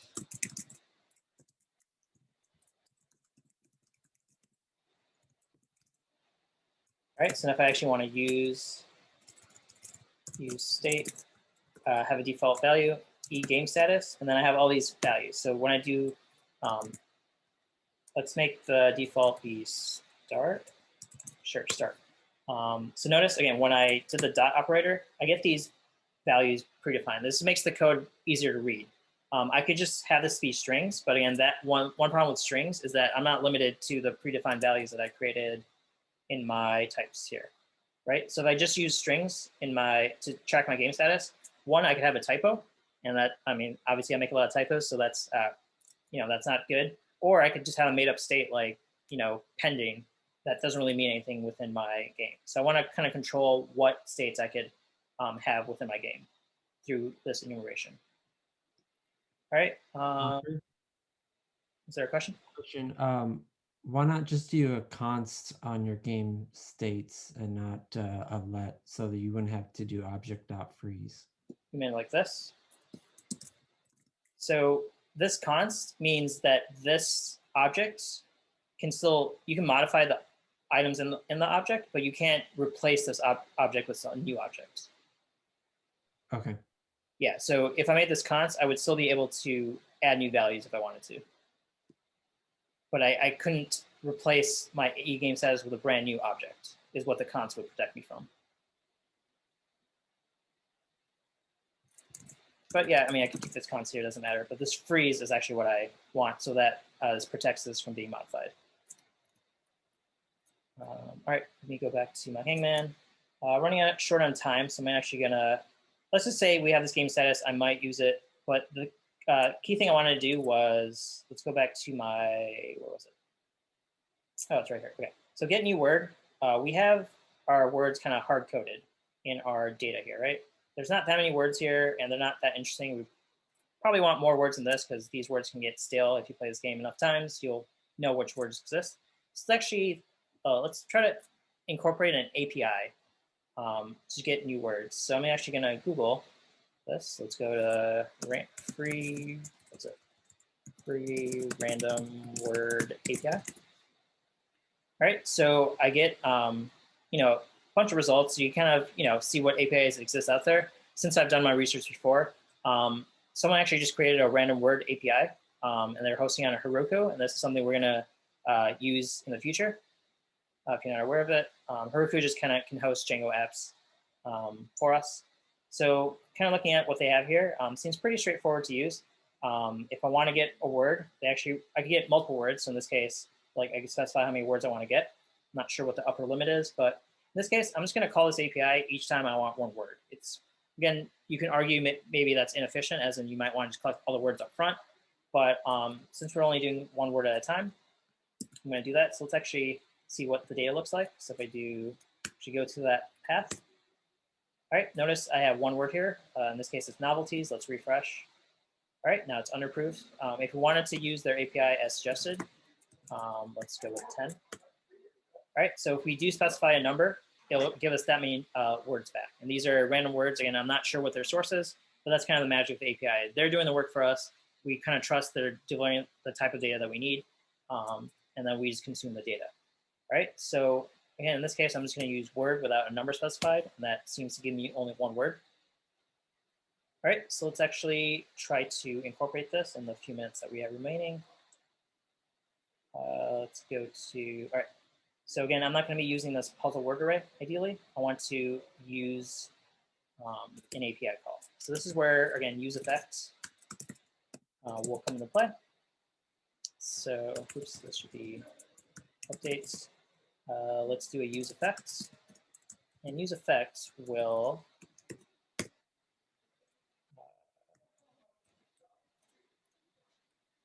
do something for us. So, sorry, my parentheses all over the place. All right, use effect is actually going to make a API call for us. If you remember, again, from back in week 2 or 3, and don't worry if you guys are kind of unfamiliar with this or kind of forgot about it, because we're going to go over it on Friday. But there's a fetch API. This is a handy way to make HTTP requests over the web. So in this case, fetch will take in a URL. So I had not copied that URL, but I will now. So I'm just going to copy this, and I'm getting, again, this is the data I'm getting back. It's a JSON format. So if I copy this, again, if you remember the way, fetch will return a promise to us. So I'm going to do .then. So whenever fetch returns, this is asynchronous. Whenever it is done making this request and we get our value back, the .then will fire. So I'm going to do data and then process the JSON data. This will be another promise that's returned. The .then will act upon that promise. And then this will be a word array. And then I want to do something with that word array. All right, so again, we're getting an array of words back, not just a single word. And then we have this word array. So once we have that word array, we want to, what do we want to do? Okay, so we could do something like set puzzle word to be equal to word array. And again, we might want to do some validation. Again, with Hangman, you probably don't want words that are like a single letter long, or you want some decent length of word, else the game isn't as fun. So let's do word array. But in this case, I'm just gonna hopefully trust that the words we get are good puzzle words. All right, set puzzle word. So this will update set puzzle word, and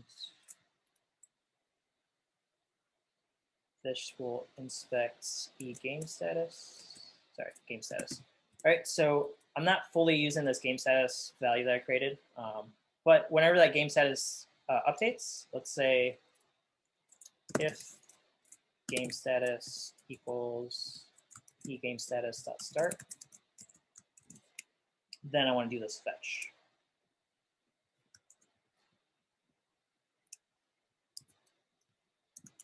All right, my tabs got screwed up. Okay, so got nested .thens. Again, these are fetches returns a promise. .then consumes that promise and consumes the data that's returned. And then .json returns another promise. So that's why I have a chained .then on there. And let's say once this is done, or once we got our word array, we want to set game status to game status active. All right, so again, we only make our fetch when our game status is start. Probably want to add some additional logic where we update our status based on win or lose, but it seems like we're running out of time here, so we'll save that for a bit later. Let's actually just see if we get this API to work. All right, let's add alert here to see what word we get back and make sure that we're processing correctly. Okay, So seems like everything appears to be correct. All right, so notice that I got an alert. Let me refresh. So the thing about Heroku is it can be a bit slow. In this case, I got outbounds as my new word. Hit OK. Notice that my target word updated, but it's not uppercase, so I need to fix that. But otherwise, it seems like I'm using the API pretty easily. Again, I just went to their documentation page. It was pretty easy to use. I just make a request to a URL. And within a few minutes, I was able to change my static data and using a third-party API to get a random word list. So I think the thing I need to add was 2 uppercase here. Okay, let's do a quick tour of this. All right, unsuitable is our word. If I hit OK, that looks like it's updated correctly. All right, cool. So with that, I'm going to stop the recording. Okay, so kind of just to review what we've done. I know we kind of maybe went a little quick at, near the end of the last segment. So let's kind of just review what components we have and talk about anything in particular. So again, I created this Hangman component. And this is, I guess, my parent component for my Hangman game. If I kind of just scan through the files, again, I'm importing all my other child components. I have this just helper function sitting out here, so that's not too exciting, but this was when we were using our static data for generating our words. We had a word array in a JSON file that we simply imported, and then we were getting a random word from that using our static data. But one of the last things we did was actually implement an API call. So that's the stuff I've highlighted here in my use effect. We're actually fetching data from this API that someone's created for us. So we didn't have to create a random word generator ourselves. And again, this syntax hopefully is not too foreign to you guys. We covered this a few weeks ago, but we haven't used it all that much. So again, don't worry if you're kind of confused by this or need a refresher. I think on Friday we'll be focusing on fetching data and working with promises again. But yeah, so we fetch data and we kind of just process what we receive, and then we use that to start up our game. All right, so just kind of going through this file a little bit more. We have a handler here called submit guest. This is just a way for one of our child components to talk with our parent. So again, our Hangman component is our parent that has a bunch of children or child components. We created this handler so that our input component could communicate with our parent so that our parent can kind of respond to what the input's doing. And then simply we have a pretty basic render here, again, with all of our child components. We have our H3 down here, which is just showing our target word. Again, in our final product release, we're not going to actually show the puzzle answer to our user because that defeats the whole purpose. But yeah, that's kind of just a look at our parent component. Let's dive into our input component. Not a whole lot here. We created just a simple input mechanism, which has a label. One thing I did forget was to use this HTML4 that I spent some time talking about. So let me add the name here. So basically this specifies this label is tied to this input control. All right, but yeah, so we render just some input controls and then handle the user events. So when they're typing, we update the guess, as in we always update the state of our guess value as they type. And when they hit the submit button, we will simply call our handler that the parent passed to us. So submit guess is a handler in our parent, and we're using props.submit guess just to access that handler and pass back data. And then we reset our guess so that our input could kind of clear for our user when they submit a guess. All right, so nothing too exciting going on here, just grabbing user input and then passing it back to the parent. All right, let's go to another component just to take a look at it. So our output is a little more involved because we're doing a little more logic in there. Our output has a couple state properties, incorrect guesses and guesses remaining. I was thinking about this a little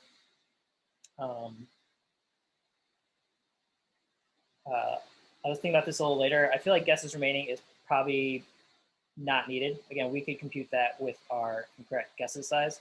So kind of having this extra step is a bit unnecessary. I'm gonna actually get rid of it. So let's do that. And then currently we're alerting our user that the game is over, but I'm not a fan of alerts. They're kind of annoying. So I added a game state that I was hoping to use. So let me kind of clean up my code just to make it a little less wonky. Let's get rid of that use effect, and we'll just do this. All right, so we'll just inspect our incorrect guesses. And if this length, let's say we're just going to hard code a 6 right now. Again, I think we might want to make that configurable. But if our incorrect guesses that length is, which is to be safe, greater or equal to 6, we're going to alert or change our state to game over. So all right, so that's what we had for our output. So in our output, we're just rendering how many guesses they had. And I guess since I got rid of this value, I'll switch it to incorrect guesses.length. I got to spell that correctly.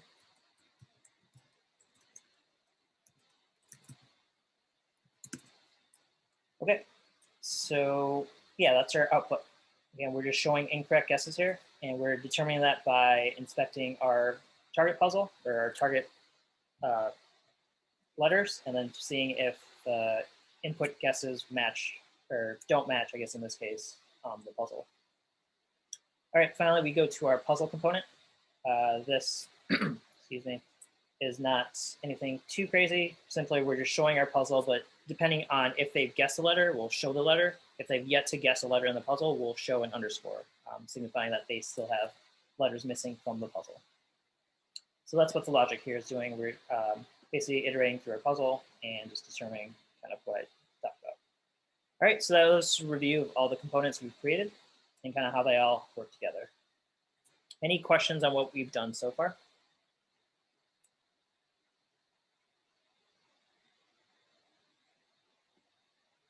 Nope. All right. Can you guys see my screen? Sorry, I should have verified that before. Yep.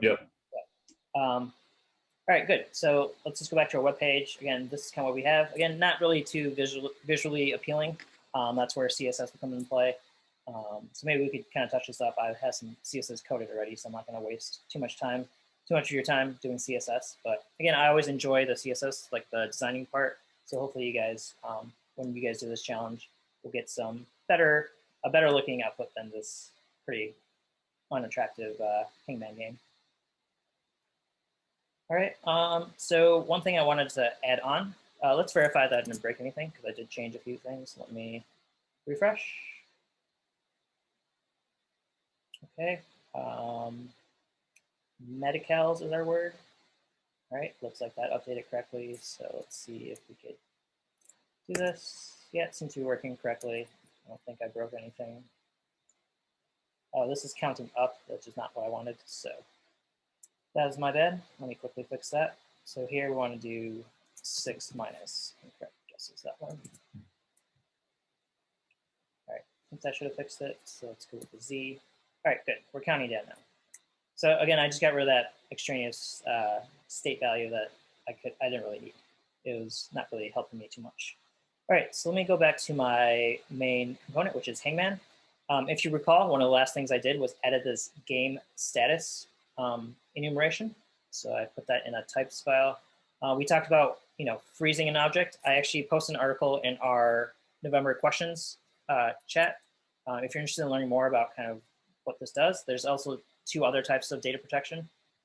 So this is just allows you to create objects and kind of control how they're accessed, or how the members of the object are accessed.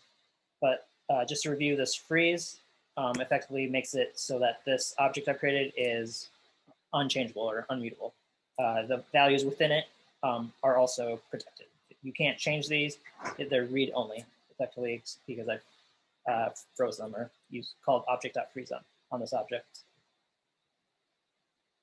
All right, so going back to my Hangman component, I added this game status, and I kind of want to use it more. So the default value is start, and then start basically will fetch a new word from our API that we hooked up to. And then once we successfully fetch that word, I'm gonna get rid of this alert because I get annoyed by it. once we've actually got a word, we'll change our game status to active.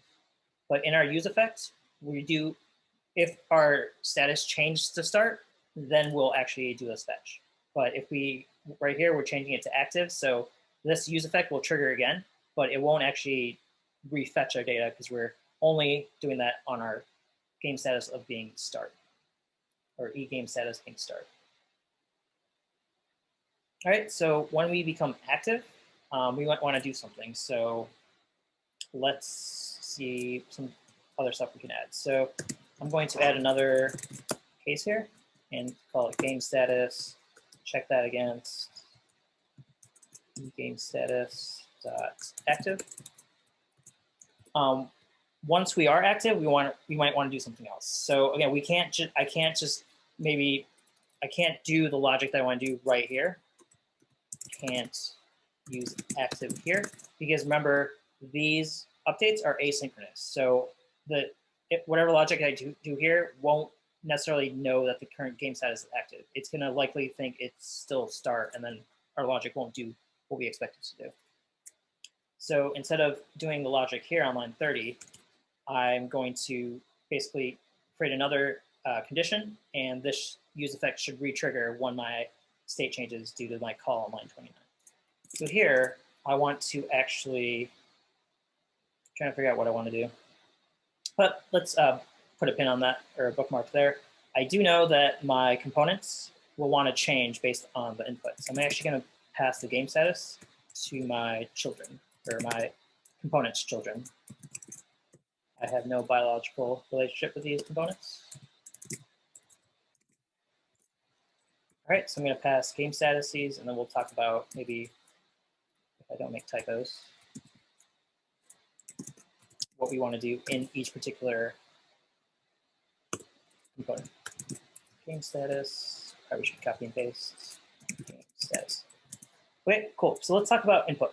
Now we're passing a game status to inputs. Go to my component there.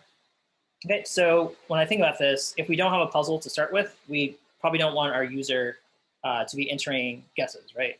As you maybe saw when you load up the page, there is a slight delay for that API call. Again, part of it might just be Heroku, which can be slow from experience. But yeah, so our API is not loading automatically and getting a word automatically. So there is a delay where the user might be able to guess some letters, but we don't really have a puzzle in there for them to guess against. So in that case, I kind of want to block the UI from allowing the user to enter input. So I'm actually going to take advantage of some HTML, which is there's a disabled attribute that I could use. And here I'm simply going to do does game, it's going to be props dot game status. Does that equal e game status dot active? Again, kind of up to you. Like it's kind of getting a bit messy here. I have a lot of attributes here, so I might just break it onto some new lines. Get rid of this required that we added. All right, so hopefully this is a little more readable. Takes up more lines, but not a big deal, for me at least. So we have this disabled property, and if the game status is not equal to active, then we want disabled to be true. All right, so we're still starting up our game, and again, just to review, our start state is where we're actually calling our API and fetching the data, but we're still not ready to go. So start in that case is like we're preparing the game, but we're not ready to go yet. So active is the new state. Once we do get that puzzle word, we change our state to active. So in that case, we're ready to go, and then we should be able to enable our control here. So I'm going to do the same thing for this button.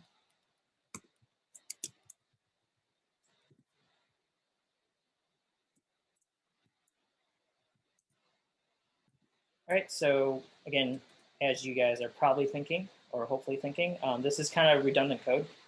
What am I doing here?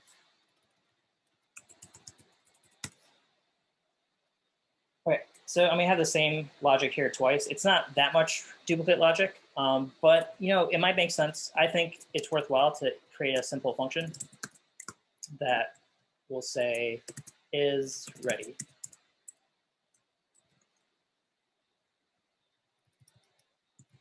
Or maybe just make it easier, we'll call it disable.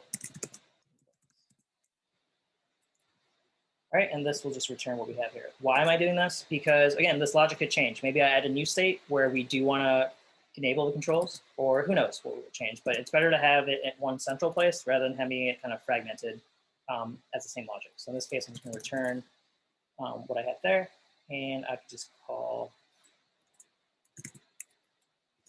input, I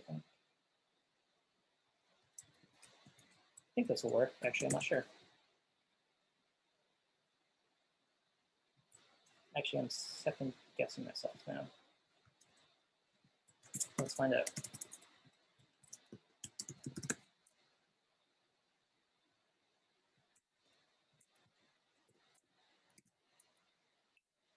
All right. Errors. Very good. What's wrong here? Selected something. Okay.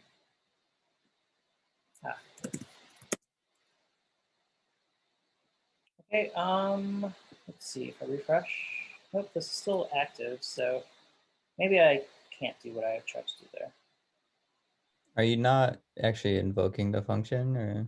Yeah, so this is probably a case where I might want to have state, but I'm just going to go back to what I had in the interest of time. But yeah, this is not actually a handler. This is a property, so it's not actually going to call anything because disabled is not an action that's happening. So again, I could change this into a local state value, like add a new use state and have like enabled. But I guess in this case, despite what I just said before, I'm just going to leave it kind of fragmented. Not the best practice, but kind of want to just get this working to my desire. So let me refresh. All right, notice it was disabled for a split second there. Became enabled. We'll see this back in play when we use our other states, but let me just refresh to show it again. Yep, still disabled, and then we got our word and we're ready to go. So, all right, so that's our input using game status. I don't think we need anything else necessarily for input. Again, if we're not active, whether we ended the game or starting game, then we don't want input from the user. All right, so let's go to output. So output, I feel like this, we could take advantage of this to maybe show some better output. So if they've not actually started a game or if they completed a game, then maybe we don't necessarily want to show how many guesses they have left if they use them all up, or we could just show some additional information. So this is where we're going to talk about conditional rendering. I'm not sure if we went or mentioned this before or have gone into detail, but let's actually conditionally render something. So I have this paragraph element that I just created, but I only want to show this in the case where our game status is either win or lose. So let's try to make this conditional. So here, I'm going to add some brackets, and then I'll check game status. Sorry, that's props game status. Let's say if that equals game status dot win.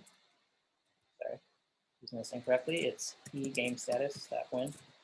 So again, this is the Visual Studio or Visual Code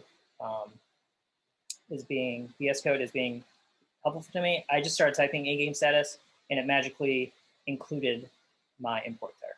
Otherwise, I would manually have to import that status because I'm using the data here.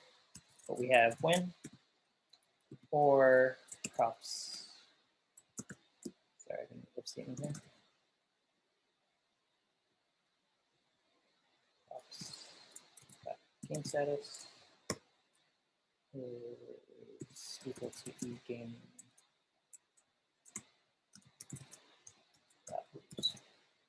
All right, so in either case, I will want to show this. So let me try to make this a little easier to read.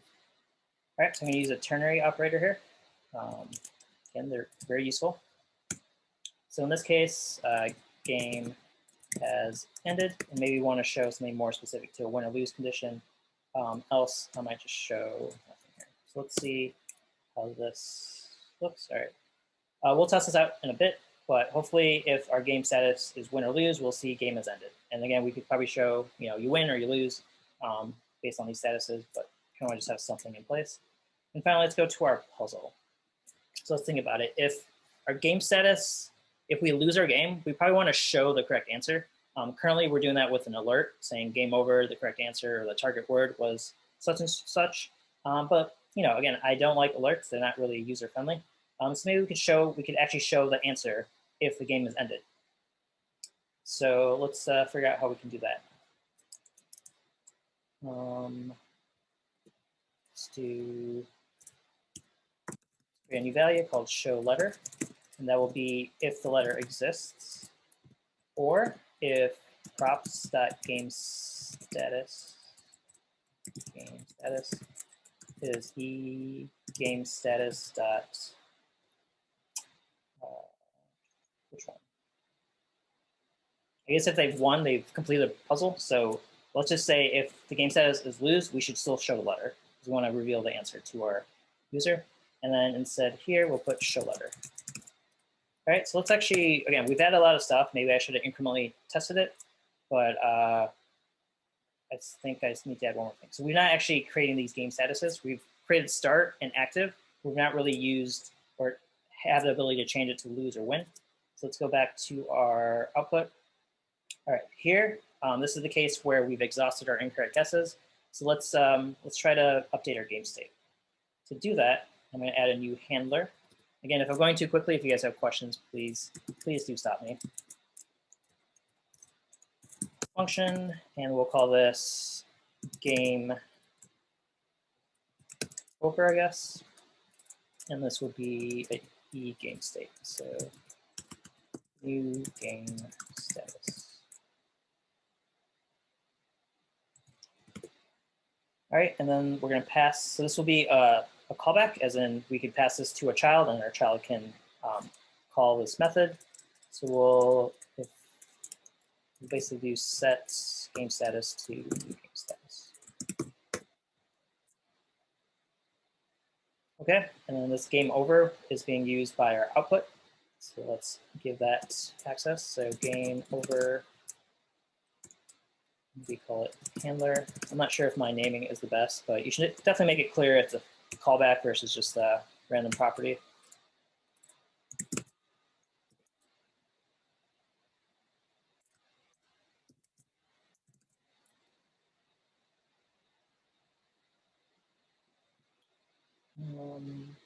Yeah, again, I'm not sure what the best naming practices are for callbacks, so apologies there, but I'm just going to call it handler to make it clear that something is being handled. All right, so I'm passing game over handler to my output guesses component. So let's drop in there and make use of it. So in this case, I'm going to call props.gameOver handler. And we know in this case, they've lost because they've used up all their guesses. So game over handler, and we'll pass e-game status of lose. All right, so I'm going to get rid of this alert. I don't like them. All right, so we call game over handler, e-game status of lose. And then, so another thing that I know I'm probably going to want to do is going to have a use effect. So if my game changes state, I'm probably going to need to reset my incorrect guesses, right? So if I start a new game or whatever it may be, my incorrect guesses need to be kind of flushed. So let's do that while we're here. Again, the dependency here is props.gameStatus, right? So again, we're just kind of snooping on game status. If our game status ever changes, we want to maybe update our data. So let's say if props.gameStatus no longer equals eGameStatus.active. Let me put an F. All right, so that's no longer active. Let's just assume we can wipe our incorrect guesses. All right, so I'm going to pass an empty array.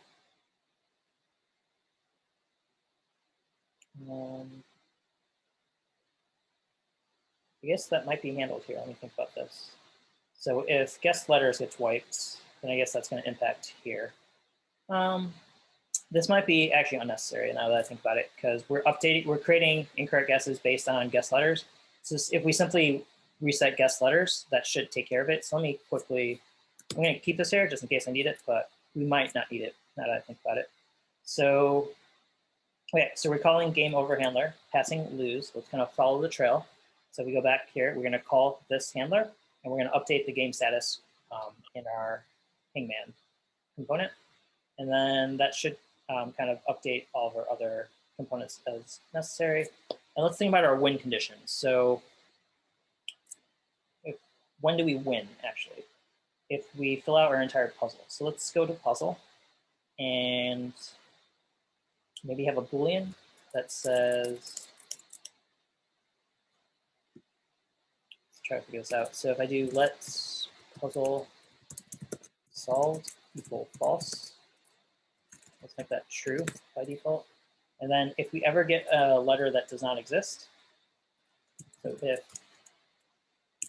not exists, then we're just gonna, we know the puzzle's not solved yet. So we're gonna do puzzle solved equals false.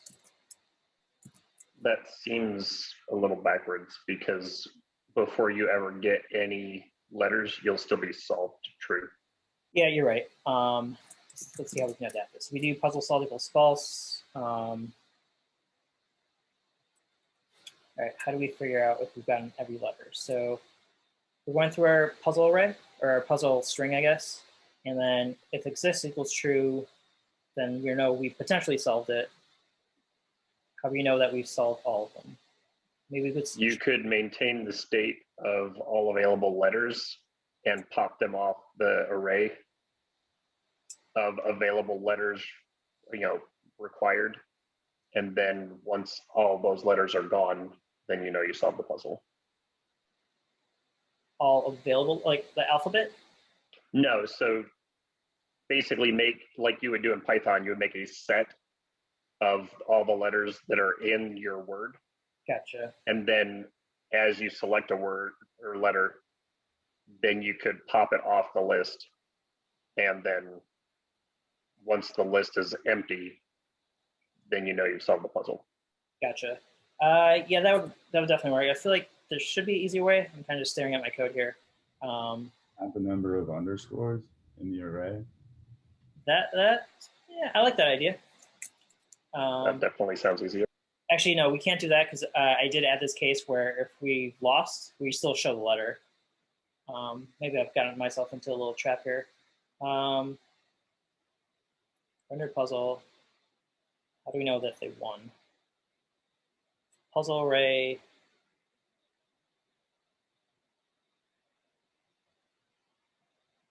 Sorry. I'm blanking here. So if the letter exists, we know we're potentially solved, but we need all of them to exist. So maybe have a counter. That sounds terrible, but I'm going to do that anyway. So let solved letters equal 0. Sorry, there totally might be a better way, and I appreciate your guys' suggestions. I was going to do solve letters plus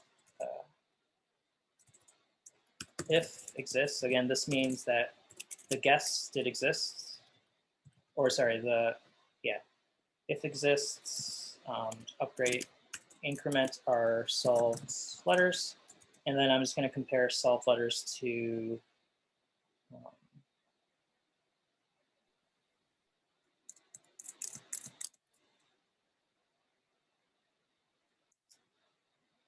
okay, so I guess if solved letters, might second guess myself here, but basically if solved letters equals props.puzzle word.length, then we've solved it, okay? So in that case, I'm gonna call props.game.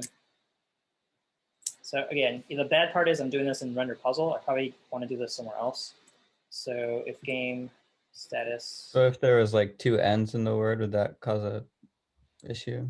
In this case, the way I'm doing it, no, because I'm iterating over my word, not the guesses. Yeah, so I'm kind of doing it based on the word, not the guesses. But good thought there. Let's just see if we get this working, and then we'll think about how bad this might be. So I'm going to call props.game over handler, and we're going to pass it a case of game status.win. All right, and then we still want to render the puzzle in any case. So let's give this a try. That might be broken in many ways, but let's just find out.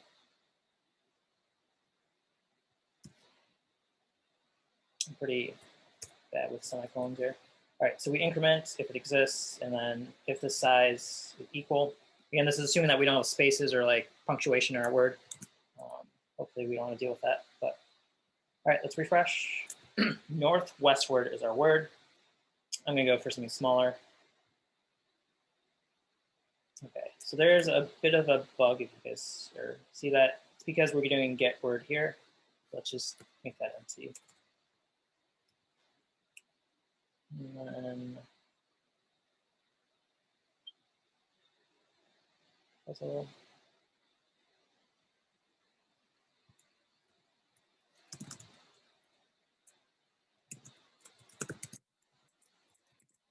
Status. Now here, I'm just not going to render a puzzle if we're not active, as in if we're still starting, I guess. Game status dot start. Let's not render anything. So return.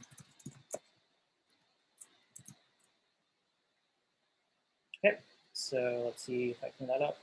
All right. So jumbos is our word. It's small enough or short enough. So I'll start guessing it. So let's guess a J, maybe an X. No X in there. I think there's a U in jumbos because I can see it. M, B, O, S. Let's see what happens. And we get an exception. Did I not pass it to my child? Is my initial question. And the answer is yes, I did not. So yeah, many errors can arise, but hopefully you guys are good at error handling. So I gotta start over again. Sure. B, E, A, R, and Y. Will this work? Will this work?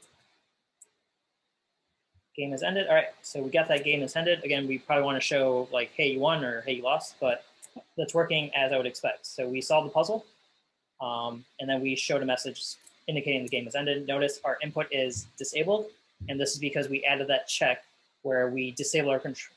We disable this input unless the game state is active. Currently, our game state has changed to win because we won our puzzle. But yeah, that's why we're disabled here. That's kind of what we expected there. Let's do the other case where we lose a game and see if we get that functionality where we still show the answer to our user. So let me refresh. All right, so is there an X in here? Nope. Is there a Z? Nope. Q, D, oops, there's a D, V, P. All right, we have one more guess remaining. The next guess hopefully should end our game. Make sure I pick a letter that's not in there, so Y. All right, there we go. So notice our puzzle still shows the answer because we do want to show the answer eventually. We don't want to leave our user wondering what the actual answer was. And then we get our game ended situation here. All right, so that looks like basically what I wanted. I don't think there's too much else I really wanted to add to this. But I did want a way to maybe like start a new game because like if they lose, they probably want redemption. So maybe add a button that says start new game, and that'll change our game state back to start. So that's a full cycle of going from start, which fetches our new random word from our API that we hooked up to. Once we get that word, we change our game status to active, and then when we're active, the user can actually interact with the game and play the game. And then we'll either get to a game status of lose or win based on how the user did. And then when they get to that point, they could start a new game or do whatever they want. Close the web page and rage if they're just upset that they lost, whatever they want to do. So let's add a button just to get that full cycle. So I'm going to add that in. Where should I add it? Let me just add it. I'll add it in my puzzle component. So let's add a button here. Let's say new game. Maybe we have a button that says give up in case they want to force themselves to lose. So give up. And button there. Okay, so we added some buttons. Maybe put this on a new line, correct line. Okay, so these buttons should do something, and hopefully it shouldn't be too cumbersome. So on click, we're gonna do this, and then what do we want to do? We want to do props dot game over handler, And then here we're going to pass game status dot start. So again, this was to start a brand new game. It won't show them the answer. It's just like wiping it clean. But if they give up, they want to see the answer, but we're going to say they lost because they gave up. So in this case, I'm going to do on click game over handler and pass a value of lose. All right, so give up should show the answer, and new game should just pick a new word and get that whole process started again. All right, so let me save that. We'll test it out for sure. Let me just kind of gaze at this, make sure I'm not missing anything. Okay, let's, I'm gonna drop in some CSS here since I'm kind of tired of looking at what I have. Let me get that. Okay, so I have this coded up, so I can save time. It's not too much CSS anyway. .css, where are you? Get rid of what they have, drop my CSS in, and then apply some settings. So let's take just a moment. So I have my nested divs. I could do class equals center. My ID was input guess, I think. Input section. Last name. Thank you. Good catch there. So just kind of mention what we mentioned before. I think that was Christian. But yeah, good catch there. So class is a reserved keyword. So the JSX way to reference the class for an HTML element is to use class name. Great catch there. All right, so I have input section. Let me go to my output section. We add this in here. Sorry, hopefully you guys aren't too bored by CSS details, but kind of like looking at something nice. All right, so this will be ID equals output section, I think I called it. Class equals center. Class name equals center. And then we have one more component, which is our puzzle. We have a div around it, and this would be ID equals puzzle section and class name equals center. All right, hopefully that should take care of some styling. It's not going to be amazing, so don't expect too much out of me right now. All right, hopefully I didn't break anything there. All right, so we got some nice coloring, like my input section is a nice shade of blue. We got these buttons that probably aren't aligned in the best way. There probably should be some padding. Do I really want to add that? Sure, let's add padding in there. So puzzle section is an CSS. Puzzle section, do padding of 12 pixels. Hopefully that's decent enough. Just add padding all of our places. All right, refresh. All right, so we got some nice spacing. Again, nothing too fancy. Target word here is not centered, but that's not going to be displayed anyway. So, okay, I think this looks pretty good. Maybe I want to make one more change. Just make this a little more prominent. So let's make this an H1 nice and big. There we go. Okay, so let's test out these buttons. So let's start guessing. So our word is barns. Does anyone know what this word means? Anyway, we can still guess it. We got a B. Is there an X in there? Nope, no X. Maybe there's a Y in there. Nope. All right, I give up. This puzzle's too hard. Let's hit give up. All right, there we go. Game is ended. We got our puzzle in there. We want to start a new game. Let's see if that works.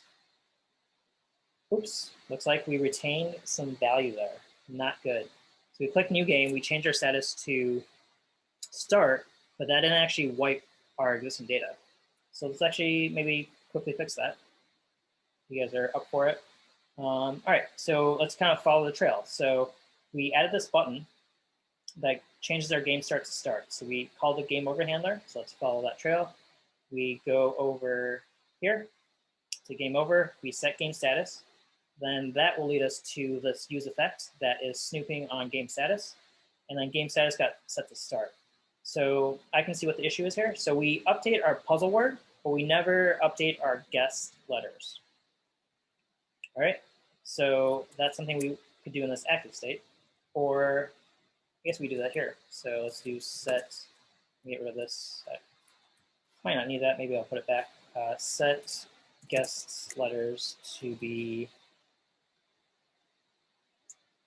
All right, okay.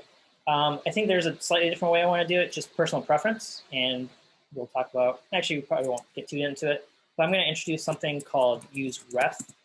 We haven't talked about this, and I'm not sure we cover it too much, but this is a way to kind of retain data between function calls. So I'm going to call this new word, and then this will be like that. And then do it new word current. Again, I know we've not talked about this, so if you're totally lost here, kind of just bear with me. Word array 0. So we're going to store the word that we get back from the API into this, I guess, variable that we're retaining.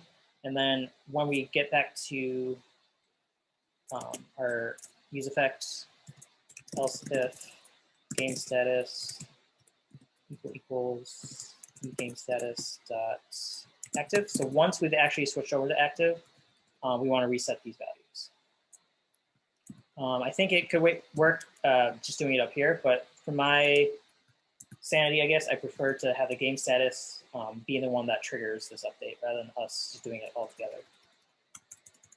All right, so we have new word.current, and then that's going to be, that's uppercase to uppercase. And then here we could just use a new word dot current, and then set guess letters will just be cleared up. So hopefully that should take care of that error. Again, the error was we got a new puzzle. We got an error. Don't you have to import useRef? Yeah, did it for me. I think I need to let that. Okay, so I guess we lost our error, but our error was we started a new game, but we never cleared our guest letters. So our guest letters were still populated in our various components. But hopefully we've alleviated that. This is still disabled, so what's going on? What's going on?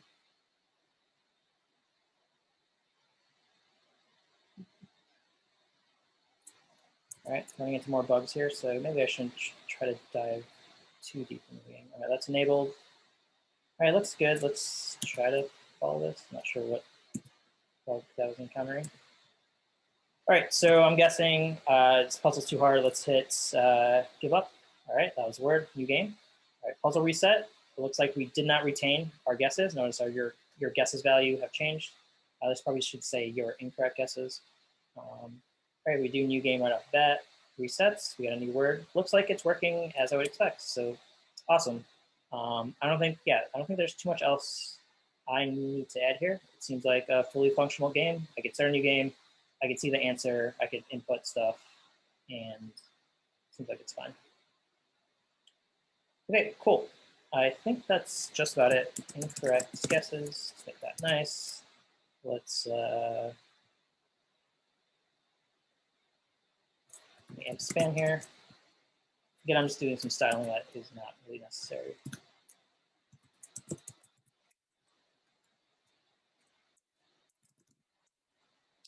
Wrong text segment. CSS. Wrong text. Okay. And then the last styling thing I want to do just for fun is I go to my puzzle.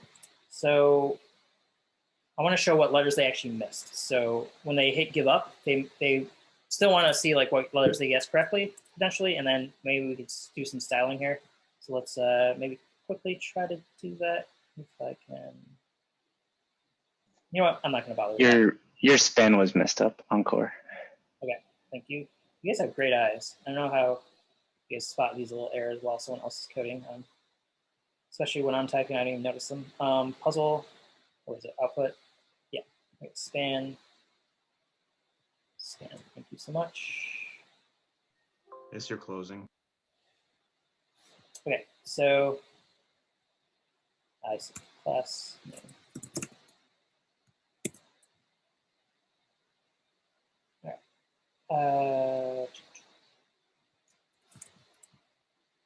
All right, just selling this. I had a few more selling things I want to do, but I don't think you guys are interested in that. So we'll kind of just go with this. So it looks like it's pretty functional. Let's just solve a puzzle together. Actually, let's make this a little fun. So I'm gonna go to my Hangman. I'm gonna actually get rid of that cheat that we had. And let's refresh. All right, who wants to play Hangman? Any volunteers? I think Ankur wants to play. Hmm. I'm the puzzle master, so I feel like I can't participate. I'll play. Or you guys can just shout out letters. So it seems like there's a bug actually with my input. Hit new game. Give me a U. All right, we have a U. Nope, no U. T. Yeah, five guesses left. What was it? T. T. Nope. Strange word. Hey, chill. What was it? We're about to lose. What was the Raise next your guess? hand. All E. right, guys, let's vote on letters. All right, no E. I have no idea what this word is. Hopefully R. A. R. Oh, double R is good hit. Anything else? I think there's a Y maybe. Y. Yeah, I was thinking Y also. Nope, no Y. All right, we're down to 2 incorrect guesses, guys. A. A. A. A. Ooh, strange word. I want to say, I don't know. What do you guys think? What was that? I was thinking B. B. Oh no, F. All right, we're down to our last one. F. We're going F. to F. All right. Nope. Oh. No jar. I have no idea. I Moar. was just about to say that. What does this word mean? But yeah, so we failed. We got game ended. Again, we probably want to render you lost or you won. I didn't quite handle that here, but okay. Learn a new word. I'll look at the definition on my spare time. But all right, What kind of word is that, man? what'd you say? Fish. What kind of word is that, man? Mojara. All right. Before we take a quick break, Great country. any remaining questions on anything we did during this challenge? Again, I know this was a long coding session. There's definitely a lot to it, and definitely running into errors, fixing stuff, adding new features like an API call, adding a game status definitely added some complexity. But kind of hopefully the takeaway you guys get is we do give you guys these challenges. Don't just settle for what we ask you to do. Like this game status thing totally made sense to me, so I kind of was like, all right, it makes sense to have game status, the ability to start a new game. That's like pretty basic functionality you'd expect. So definitely kind of think along those lines. Just because we don't specify it doesn't mean you shouldn't, go out and go do it. Definitely gonna have to review this recording. All right. Cool. All right. So yeah, let's take a break. Let's take a, we've been going on for a while and, long lectures. Let's take a 11-minute break. Let's be back at 2:05. And then we're going to dive into the new site challenges and get started with that. All right. Cool.